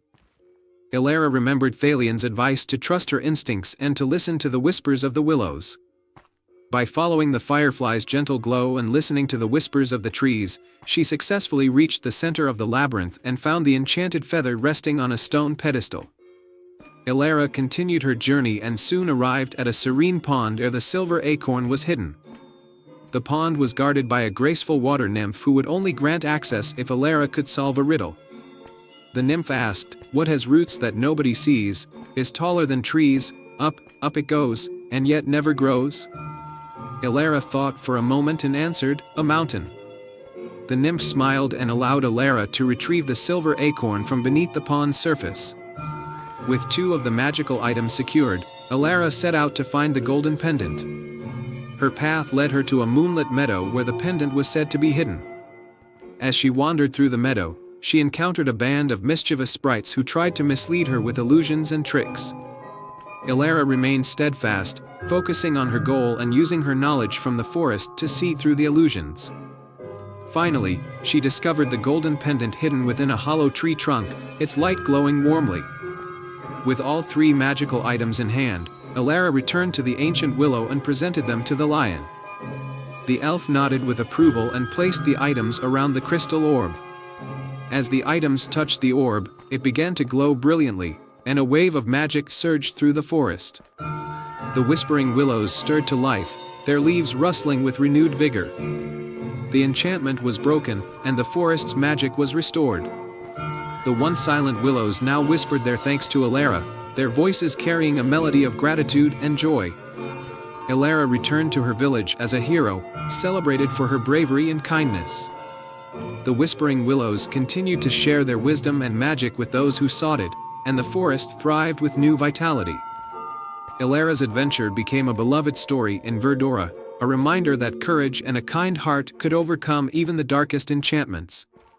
She had found not only her grand adventure but also her true purpose in bringing light and hope to those in need. And so, Verdora flourished under the watchful gaze of the whispering willows, and Elara lived happily ever after, always ready for new adventures and discoveries. Once upon a time, in the magical land of Eldoria, there was a village nestled at the edge of the whispering forest. This forest was known for its towering trees, shimmering leaves, and the enchanting whispers of its inhabitants. Eldoria was a peaceful place, but its beauty was overshadowed by an old legend, a tale of a mystical flower that bloomed only once every century under the full moon. This flower, known as the moonflower, was said to possess the power to grant a single wish. However, it was guarded by a mysterious enchantment, and many had tried and failed to find it. In this village lived a brave and kind-hearted girl named Lyra. She had always been fascinated by the forest's magic and the legend of the moonflower. One crisp autumn evening, as the full moon cast its silver glow over Eldoria, Lyra decided to seek out the moonflower. She wanted to use its magic to protect the forest and ensure that its beauty would never fade. With a satchel of supplies, a lantern, and a heart full of hope, Lyra ventured into the whispering forest. The trees seemed to sway with anticipation, their leaves rustling like hushed whispers. As she walked deeper into the forest, she noticed that the moonlight was growing brighter and more intense. Soon, Lyra reached a clearing where the moonlight created a shimmering pool of light on the forest floor. At the center of this light was a grand oak tree, its bark glowing softly. At the base of the tree was a small, ornate door, partially hidden by ivy. Before she could approach the door, a soft, melodious voice spoke from above. "Greetings, brave one. I am Elowen, the guardian of the moonflower." Lyra looked up to see a graceful fairy with wings that sparkled like stardust. "I seek the moonflower to protect the whispering forest," Lyra said with determination. Elowen fluttered down and landed beside Lyra. To gain access to the moonflower, you must first prove your worth through 3 trials. Each trial will test your courage, wisdom, and kindness. The first trial awaited Lyra at the base of the grand oak tree. The small door creaked open to reveal a maze of shimmering light. At the center of the maze was a riddle inscribed on a stone tablet: "I speak without a mouth and hear without ears. I have no body, but I come alive with wind. What am I?" Lyra pondered the riddle, remembering the tales her grandmother had told her about the forest's magical secrets. She thought of the gentle sounds that the wind made through the trees. "An echo," she answered confidently. The maze's walls shifted and revealed a path, leading her to the next trial. This trial took place by a stream where the waters glowed with a soft, green light. A wise old turtle named Tiberius was waiting for her. "To pass, you must show your compassion," Tiberius said. "This stream is guarded by a spell that turns away anyone who is selfish. Help me with this task, and you may proceed." Tiberius explained that the stream's magical waters had become polluted with dark, enchanted sludge. Lyra used her lantern and hands to carefully filter the sludge from the stream, working diligently and with great care. As she worked, the waters began to clear, and the stream sparkled once more. "Your kindness and hard work have restored the stream's magic," Tiberius said, bowing in gratitude. "You may continue." Lyra followed the path further into the forest until she reached a glade bathed in moonlight. At the center of the glade was a magnificent tree, its branches stretching out like the arms of a guardian. The moonflower was nestled among the branches, glowing with a soft, silver light. As Lyra approached, A soft wind rustled through the leaves, and the moonflower's light began to wane. The final trial had begun. Eloan appeared once more and spoke. To complete the trials and claim the moonflower, you must make a wish that reflects the true spirit of the forest. Lyra took a deep breath and closed her eyes, thinking of the whispering forest and its beauty. I wish for the forest to remain a place of magic and wonder for all who visit. I wish for its beauty to be preserved and for its magic to continue to inspire and protect. As Lyra spoke her wish, the moonflower's light intensified, filling the glade with a radiant glow. The enchantment of the forest was renewed, and the magic of the moonflower spread throughout the whispering forest. Eloan smiled and said, "Your wish has been granted, brave one. The whispering forest will thrive, and its magic will be protected for generations to come." Lyra returned to Eldoria with a heart full of joy, knowing that the forest she loved was safe and magical. The villagers celebrated her bravery and kindness, and the whispering forest continued to enchant all who entered its bounds. And so, the legend of the moonflower became a cherished story in Eldoria, a reminder of the power of courage, wisdom, and the selfless heart that saved the forest's magic. And they all lived happily ever after. Once upon a time, in a peaceful village called Meadowbrook, lived a young girl named Lily. Lily loved to explore, and her favorite place was the edge of the mysterious enchanted forest. The villagers often told tales about the forest, saying it was filled with magical creatures and hidden wonders. But they also warned of the powerful enchantments that could trap unwary travelers. One sunny morning, Lily decided she would venture deeper into the enchanted forest than ever before. She packed a small bag with some bread, cheese, and an apple, and set off with a sense of excitement and curiosity. As she entered the forest, she noticed the air felt cooler and the light softer, filtered through the thick canopy of leaves above. Lily walked for a while, marveling at the strange and beautiful plants she had never seen before. Suddenly, she heard a soft, melodic voice singing a psalm. Following the sound, she came upon a small clearing where a tiny fairy was sitting on a mushroom, singing to herself. "Hello!" Lily called out, waving. The fairy stopped singing and looked up in surprise. "Oh, hello. My name is Flitter. What brings you to the enchanted forest?" "I'm Lily," she replied. "I wanted to see what wonders lie deeper in the forest. The village stories made me curious." Flitter smiled. "You're brave to come here alone. There are many wonders indeed, but also many challenges. Perhaps I can help you on your journey." Lily was delighted to have a companion. Together, they walked deeper into the forest, where the trees grew taller and the shadows longer. They soon came across a shimmering river with no bridge in sight. "How will we cross?" Lily asked. Flitter giggled and sprinkled some fairy dust on the water. The dust sparkled, and soon a bridge of light appeared, spanning the river. "There you go, Lily. Let's continue." On the other side, they encountered a grumpy troll blocking their path. "Who dares enter my territory?" the troll growled. Lily felt a bit scared, but she took a deep breath and stepped forward. "We mean no harm. We're just exploring. Perhaps we can help you with something in exchange for safe passage?" The troll looked thoughtful.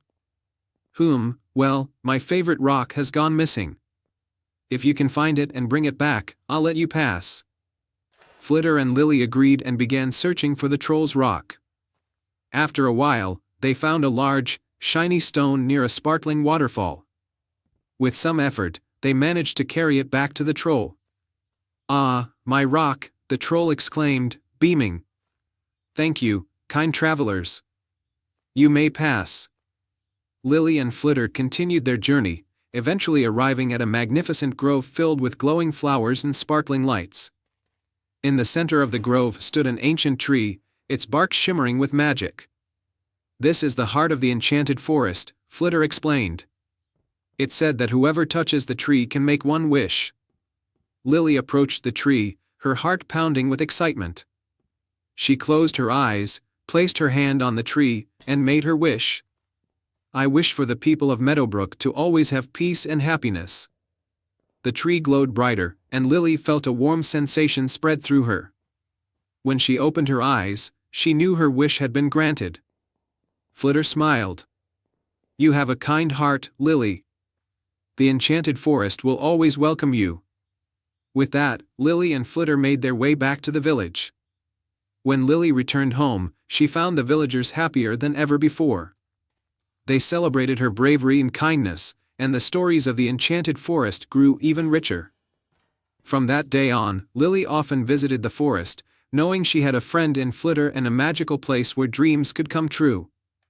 And so, peace and happiness reigned in Meadowbrook, all thanks to the brave heart of a young girl and the wonders of the enchanted forest. The end.